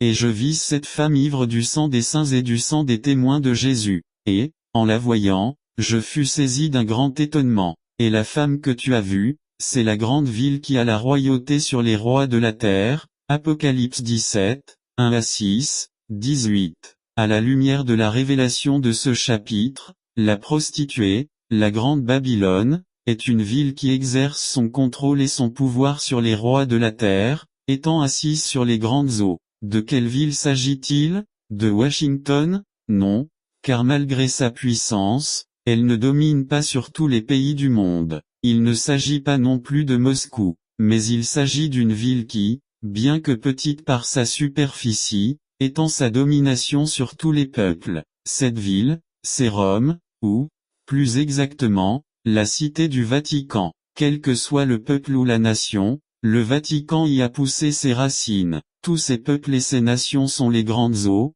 V1, sur lesquelles la prostituée est assise, V, 18. Cette prostituée est vêtue de pourpre et d'écarlate, qui sont les couleurs des tenues du clergé catholique. Il faut savoir que le Vatican renferme le plus important stock du monde de pierres précieuses. L'Église romaine est la seule institution religieuse au monde à avoir introduit un culte avec des coupes, V, 4. Ceci représente les impuretés de sa prostitution. En effet, l'Église romaine a profané la parole de Dieu en y ajoutant ce qui n'en faisait pas partie, encensoir, cierge, chapelet, idole, eau bénite, cendre, culte aux morts, à 22h18, et en retranchant ce qui est salutaire, une compagnie 12, 4 à 11, et 4h11. En outre, les dignitaires catholiques se couvrent la tête pendant la prière, ce qui est contraire à une compagnie 11, 4. Le culte des morts étant interdit par Dieu, en le pratiquant on tombe directement dans la rébellion. Les messes de requiem ne peuvent aucunement sauver une âme. Marc midi 27, Psaume 49, 7-9. Ces révélations peuvent étonner, comme ce fut le cas pour l'apôtre Jean, à 17, 6, car beaucoup croient que cette Église universelle peut sauver les âmes, alors qu'elle se trouve sous le jugement de Dieu. C'est pourquoi, il est grand temps de sortir du milieu d'elle et de courir à la recherche du salut. 2 Compagnie 6h17-18. Le rôle des saints catholiques. Tous les noms des saints du répertoire catholique, par lesquels Rome séduit le monde entier, ne sont pas des saints au vrai sens du mot. Ce sont des morts d'origine et de vie souvent douteuses, qui sont vénérés par les catholiques. Beaucoup d'entre eux ont été des magiciens ou des rosicruciens qui ont servi le diable de leur vivant. On récupère le cadavre de ces saints après leur mort, par des moyens occultes. Ces cadavres sont ensuite momifiés, tout comme ceux des papes, pour être gardés dans les caves de la basilique Saint-Pierre de Rome. Quand une nouvelle paroisse est ouverte quelque part, tous ces esprits se réunissent dans le monde invisible, et tirent au sort pour savoir quel saint va être affecté à cette paroisse. Selon le nom retenu, Lucifer ordonne ensuite au pape de prélever une partie du cadavre de cette personne. On va préparer ce morceau en l'enfermant dans une pierre blanchâtre, qui sera déposée dans l'autel de la nouvelle église. C'est alors ce démon particulier qui va patronner toutes les activités de la paroisse où il a été affecté. Nous n'ignorons pas qu'un démon a pour mission de nuire à l'homme. Il s'efforcera d'inculquer la fausse doctrine aux adeptes de cette religion, et de les exciter à toujours multiplier péché sur péché. Sous les draps qui recouvrent l'autel, doit normalement figurer cette pierre blanchâtre. Avant de célébrer la messe, tout prêtre doit baiser cette pierre. Le but de ce baiser est d'amener les assistants à croire sans contestation tout ce qu'il leur dira, par la puissance magique qui se trouve dans cette pierre. Cette même pierre sert à transmettre les vœux du prêtre au patron de cette paroisse, c'est-à-dire au défunt dont une partie du corps est enfermée dans la pierre. C'est cet esprit qui amène les esprits des paroissiens à se soumettre à la volonté du monde invisible. Dieu ne nous autorise pas à communiquer avec les morts, ni à leur rendre un culte. Lorsqu'ils sont poussés à cet acte d'idolâtrie, les gens profanent sans cesse le nom du Sauveur. Voici la vérité biblique sur cette question: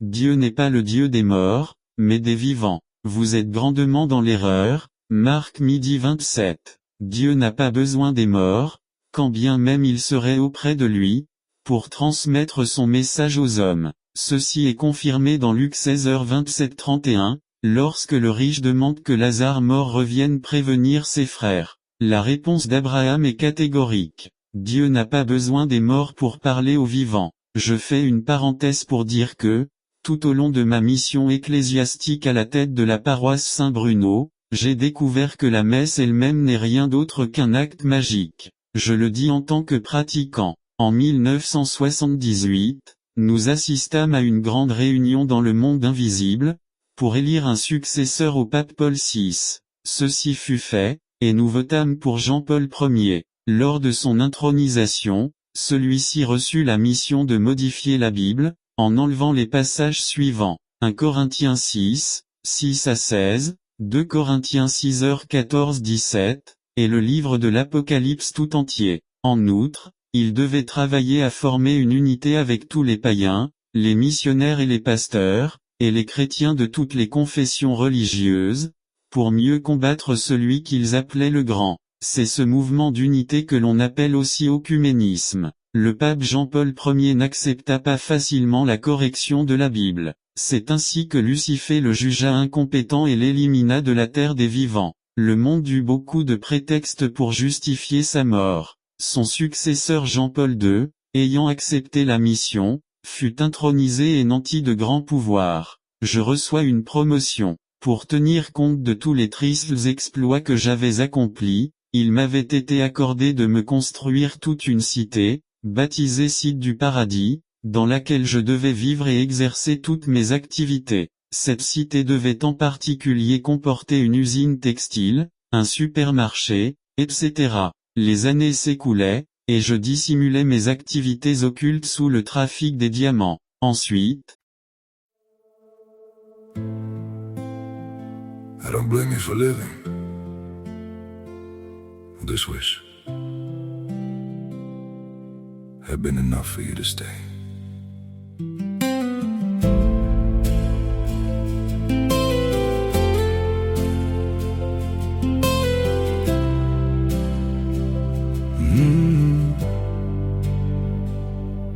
I saw it coming in the way you changed, in the silence between your words.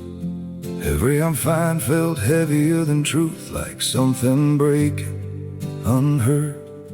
I tried to fix what I didn't understand, held on tighter as you slipped away. But love can't grow where it's already gone. I don't blame you for living this wish had been enough for you to stay.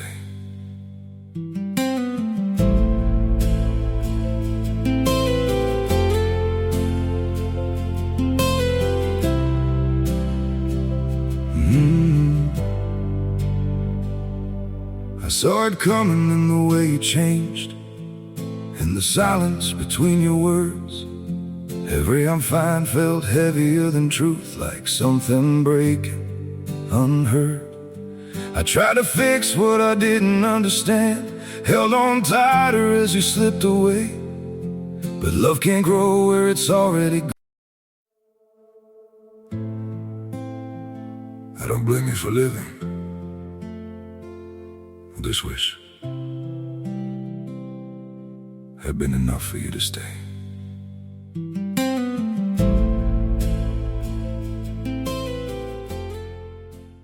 Le monde invisible me communiqua la date choisie pour ma mort physique, qui devait survenir en 2043, au mois de novembre, le jour et l'heure restant encore à fixer. Je déménage à la capitale. En 1983, je décidai, avec la permission de Bombard, de quitter la ville de Kananga pour m'installer définitivement à la capitale, Kinshasa. Cela me fut accordé le 6 novembre 1983, et je pris congé de mes parents et de mes frères. La même nuit, je pris mon tapis magique et mes bagages et, par le cimetière, je me rendis à Kinshasa. J'y arrivai par le vieux cimetière de Binza Delvaux. Après un séjour à l'hôtel Okapi, je demeurai à Delvaux pendant 16 mois, avant de prendre contact avec des frères et des connaissances. Dans l'accomplissement de ma double mission ecclésiastique et magique, je participai au jubilé de l'archevêque de Kinshasa, le 22 septembre 1984. Je fus filmé à ses côtés lors de l'inauguration de l'hôpital Saint-Joseph à Limeute, portant des lunettes blanches à monture noire, ainsi qu'un pantalon noir et une veste de couleur beige. Mes activités occultes allèrent en s'intensifiant, mais je n'avais aucun repos ni aucune paix du cœur. Comme tous les autres, je craignais de recevoir une mission impossible, dont l'échec était toujours sanctionné par la peine de mort. Ma visite sous la terre. Tous ceux qui étaient condamnés à mort étaient emmenés sous la terre pour y être exterminés. C'est alors que j'eus le désir d'aller y faire un tour, avec la permission des autorités suprêmes. Pour cela, je devais rencontrer la reine de la côte, qui devait me donner l'accès à ce monde souterrain. Je me rendis donc à Pointe-Noire, en République populaire du Congo, pour rencontrer la reine de la côte, au bord de l'océan Atlantique. C'est par là que nous pénétrâmes sous l'océan, visitant ses bureaux et ses serviteurs. Il faut dire que la reine de la côte vient sous une forme physique dans nos villes pour séduire les coureurs de jupons et les enlever. Ceux qui auront des relations sexuelles avec elle se verront possédés,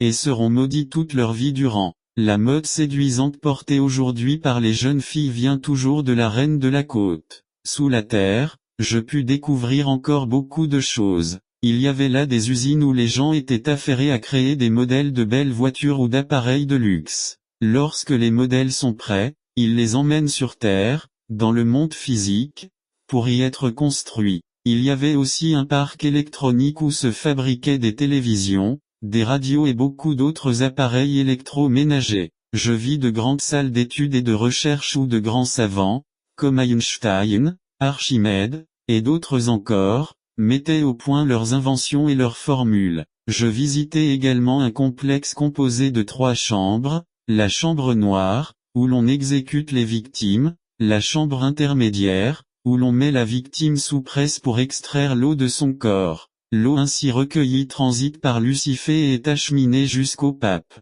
Ce dernier la fait mettre en flacon. C'est ce que l'on appelle l'eau bénite par le pape. Le corps de la victime est ensuite transféré dans la chambre de séchage, où elle est brûlée. Les cendres seront additionnées à celles des rameaux, et seront utilisées pour enduire le front des fidèles le jour du mercredi des cendres. Je restai sous terre pendant 2 semaines, pour me familiariser avec ce milieu, puis je regagnai la terre. Je ne quittais pas la compagnie de Lucifer. Nous sortions ensemble, à bord de grosses Mercedes, qui n'étaient pas réellement des voitures normales. Nous allions fréquenter tous les grands milieux de Kinshasa, tels que Kimpwanza, Vis-à-vis, l'hôtel Intercontinental, etc.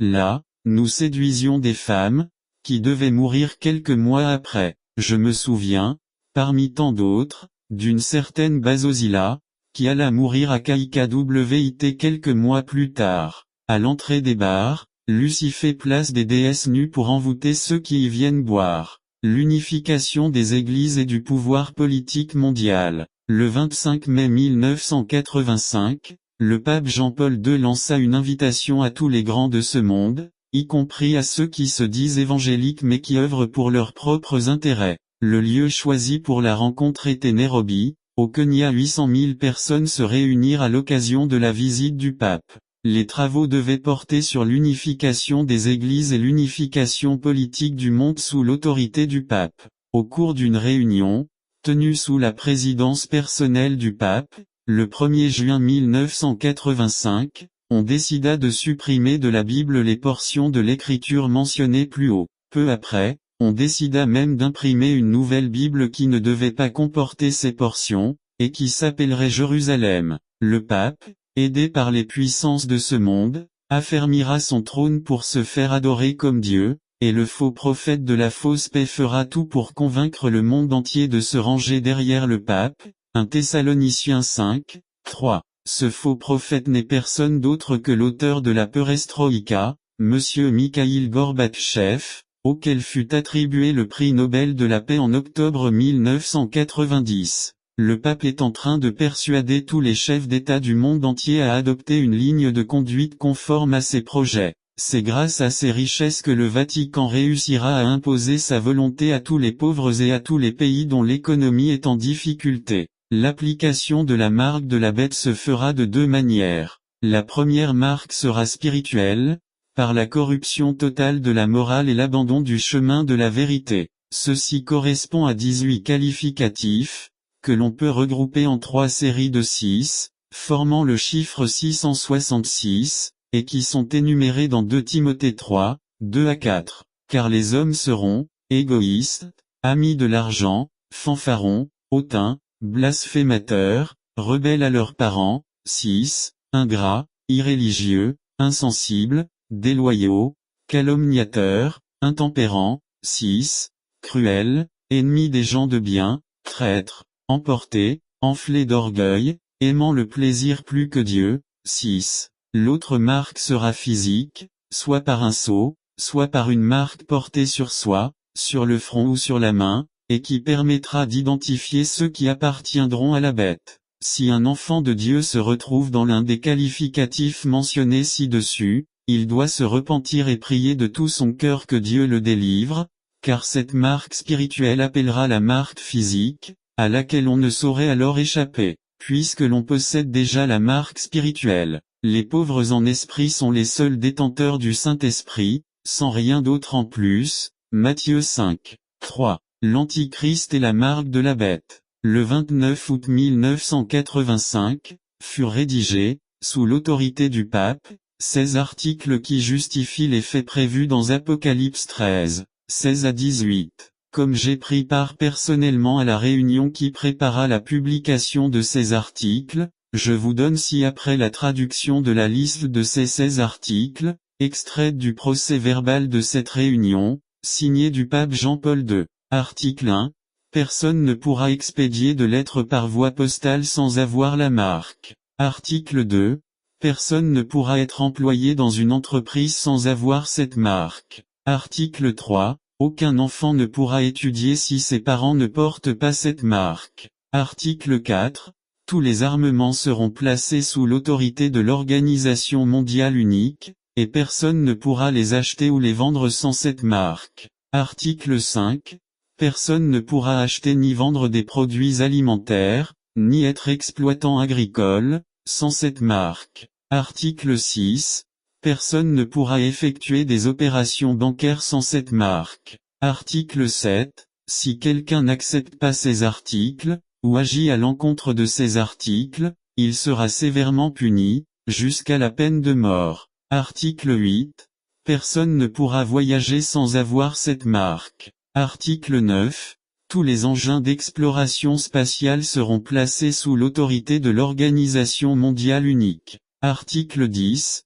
Personne ne pourra ni rien importer ni rien exporter sans avoir cette marque. Article 11. Il n'y aura qu'une seule monnaie universelle. Article 12. Il y aura une église unique, et tous les membres de cette église mondiale célébreront leur culte le même jour, le dimanche. Article 13. La pauvreté et la misère seront éliminées. les conditions de vie dans les pays en voie de développement seront améliorées. Article 14.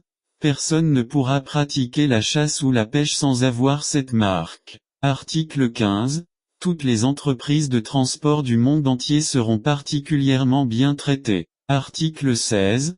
Personne ne pourra recevoir des soins dans un hôpital sans avoir cette marque. Mes activités diminuent. Vers la fin de 1984, je constatais que si je demandais une certaine somme d'argent, le monde invisible ne m'envoyait plus que le 10e de ma requête. Cette situation me bouleversa, car je n'en comprenais pas la cause. C'est alors que je décidai de rentrer à Kananga, pour vérifier sur place ce qu'il en était. Mais l'occasion de voyager ne se présenta pas. Tout d'abord, le tapis sur lequel je voyageais me fut enlevé, et je n'avais à ma disposition que de petits moyens financiers. Puis l'appareil téléphonique disparut également, et je n'avais plus, pour moyen de communication, que les prières et ma chaînette. Une nouvelle destinée. Au début du mois d'août 1985, je rendis visite à un cousin dans la zone de Ngaba, au numéro 20 de la rue Kingulu. Son épouse me demanda de l'accompagner à une réunion de prière.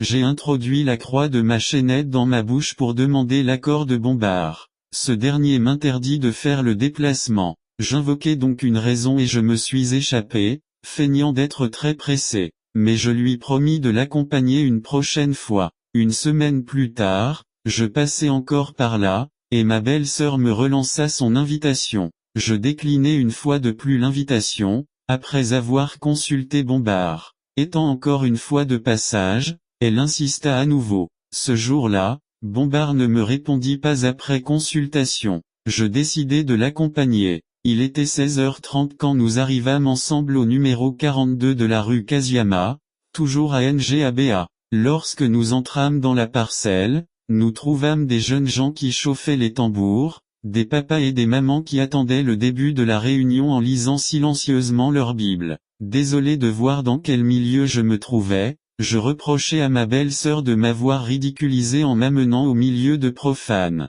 Je restais vers l'entrée de la parcelle, et je commençais à sonder spirituellement le milieu où je me trouvais. Mais je ne parvenais pas à entrer en contact avec le monde invisible pour pouvoir me situer. À 17h, tout commença, chant, intercession. Je m'obstinais toujours à tenter de savoir ce qu'il en était exactement, mais en vain. Pendant qu'ils intercédaient, j'étendis ma main astrale, la main de mon corps spirituel, pour bloquer leurs prières. Je sentis alors un feu puissant qui me brûlait. Toutes mes tentatives échouèrent, et je continuais à les regarder faire. Les intercessions terminées, on demanda à l'assistance d'attendre la prophétie. Immédiatement après, un frère se mit à prophétiser, et j'étais directement visé. Voici ce que disait cette prophétie. Notre frère qui est vers la porte est beaucoup aimé du Seigneur. Il veut le mettre à son service, mais il lui demande de faire une chose, qu'il se convertisse et qu'il abandonne toutes ses pratiques magiques.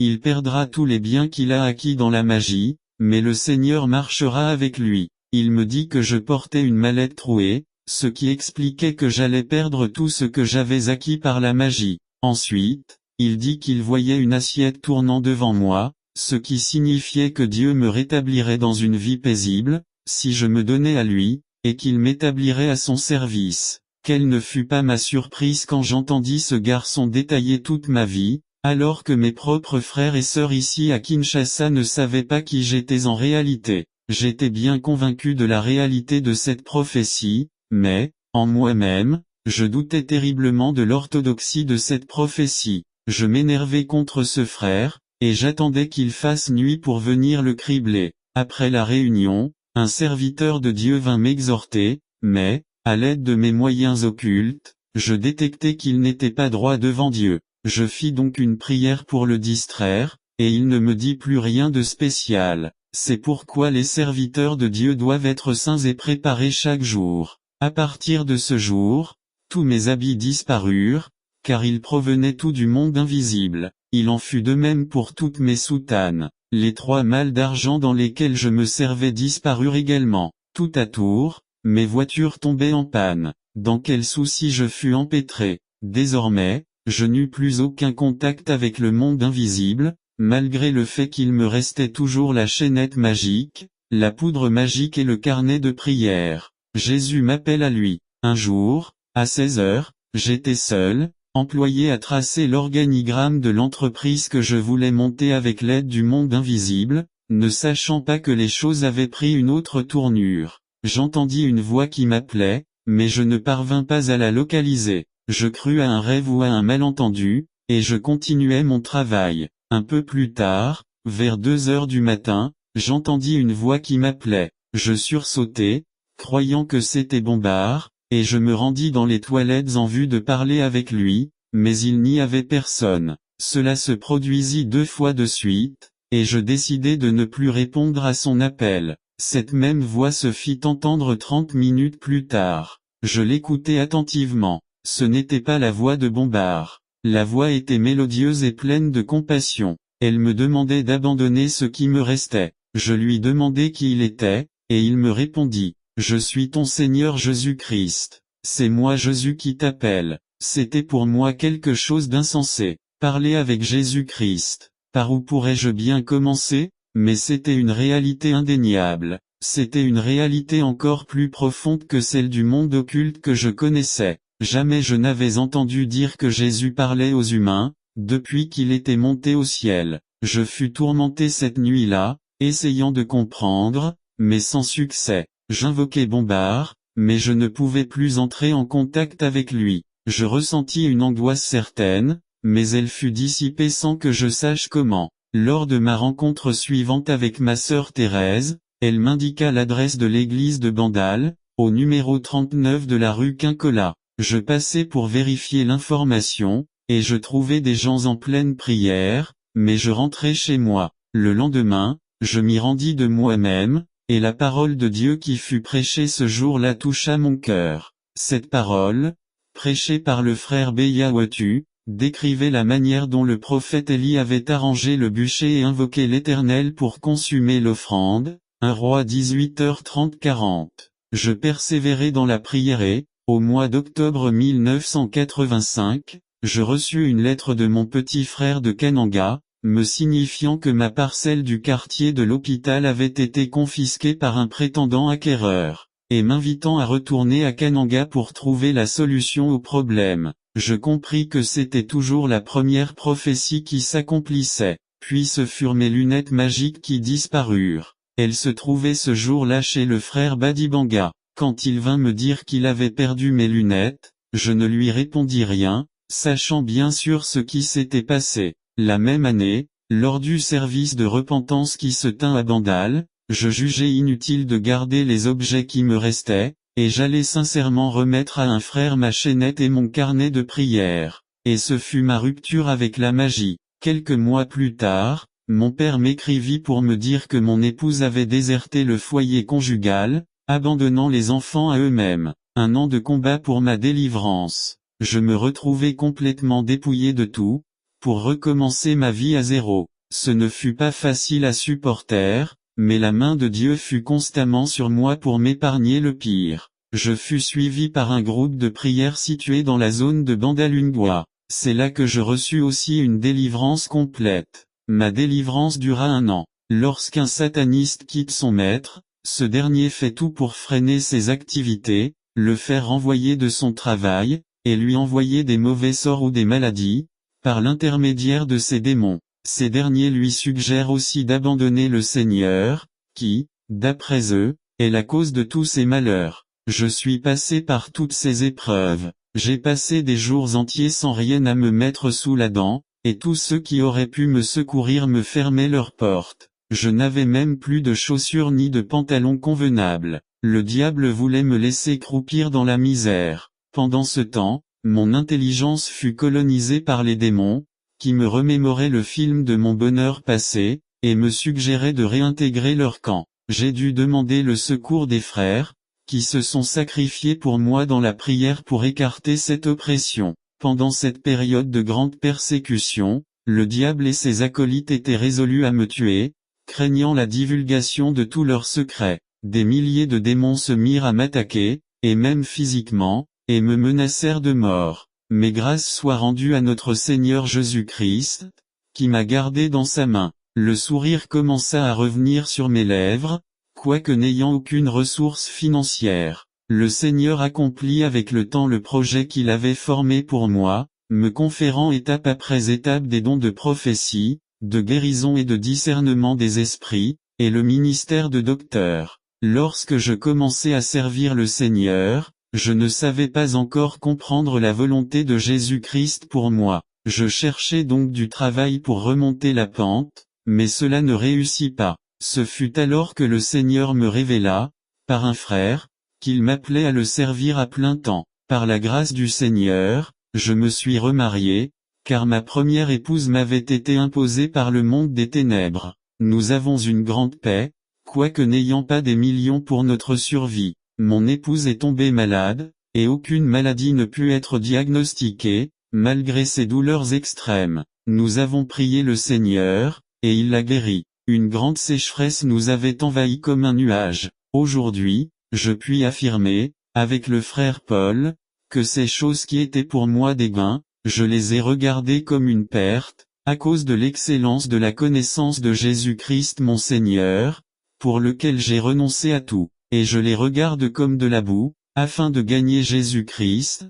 Philippiens 3, 7 à 8. Depuis ce jour, je contemple la gloire du Seigneur dans ma vie, car il a déclaré qu'il ne me délaissera point et ne m'abandonnera point. Hébreux 13, 5. Je rends grâce à Dieu pour son amour qu'il a témoigné envers moi, en me tirant de la fosse de la perdition où je m'étais engouffré, pour faire de moi aujourd'hui une sentinelle pour son peuple, ainsi qu'il l'avait déclaré dans la prophétie qui me concernait. Notre communion étant avec le Père et avec son Fils Jésus-Christ. 1 Gin 3. Je lance de tout mon cœur une invitation pathétique à tous ceux qui sont encore dans le système catholique romain et les groupes associés, ainsi qu'à tous les sorciers, satanistes et magiciens, et je les supplie d'en sortir, car il n'y a aucune vie dans ces choses, et le Seigneur les accueillera. Conclusion. Après avoir lu ce livre, si vous n'êtes pas certain d'être sauvé et d'aller directement au ciel si la mort vous réclamait maintenant, vous devez vous repentir de vos péchés, vous tourner vers le Seigneur Jésus-Christ, et dire cette simple prière d'un cœur sincère. Seigneur Jésus, je sais que je suis un pécheur et que je ne peux pas me sauver moi-même par mes bonnes œuvres. Je sais que je mérite d'aller en enfer. Je regrette d'avoir péché, d'avoir pratiqué l'idolâtrie ou des choses que tu considères comme des abominations. Je te demande de me pardonner. Lave tous mes péchés par ton sang précieux. Par la foi, je te reçois maintenant dans ma vie comme Sauveur et Seigneur, et comme mon seul espoir de salut. Viens dans mon cœur maintenant, et sauve-moi selon ta promesse. Écris mon nom dans ton livre de vie. Je te demande tout cela dans ton précieux nom, et je te remercie de m'exaucer maintenant. Amen. C'est pourquoi, sortez du milieu d'eux, dit le Seigneur, ne touchez pas à ce qui est impur, et je vous accueillerai. Je serai pour vous un père, et vous serez pour moi des fils et des filles, dit le Seigneur Tout-Puissant. 2 Compagnie 6h17-18. Notre Dieu est vivant, il est le roi des rois, le Seigneur des seigneurs. Il fait miséricorde à qui il veut, et son plan est un plan de salut et de bonheur pour quiconque croit en lui.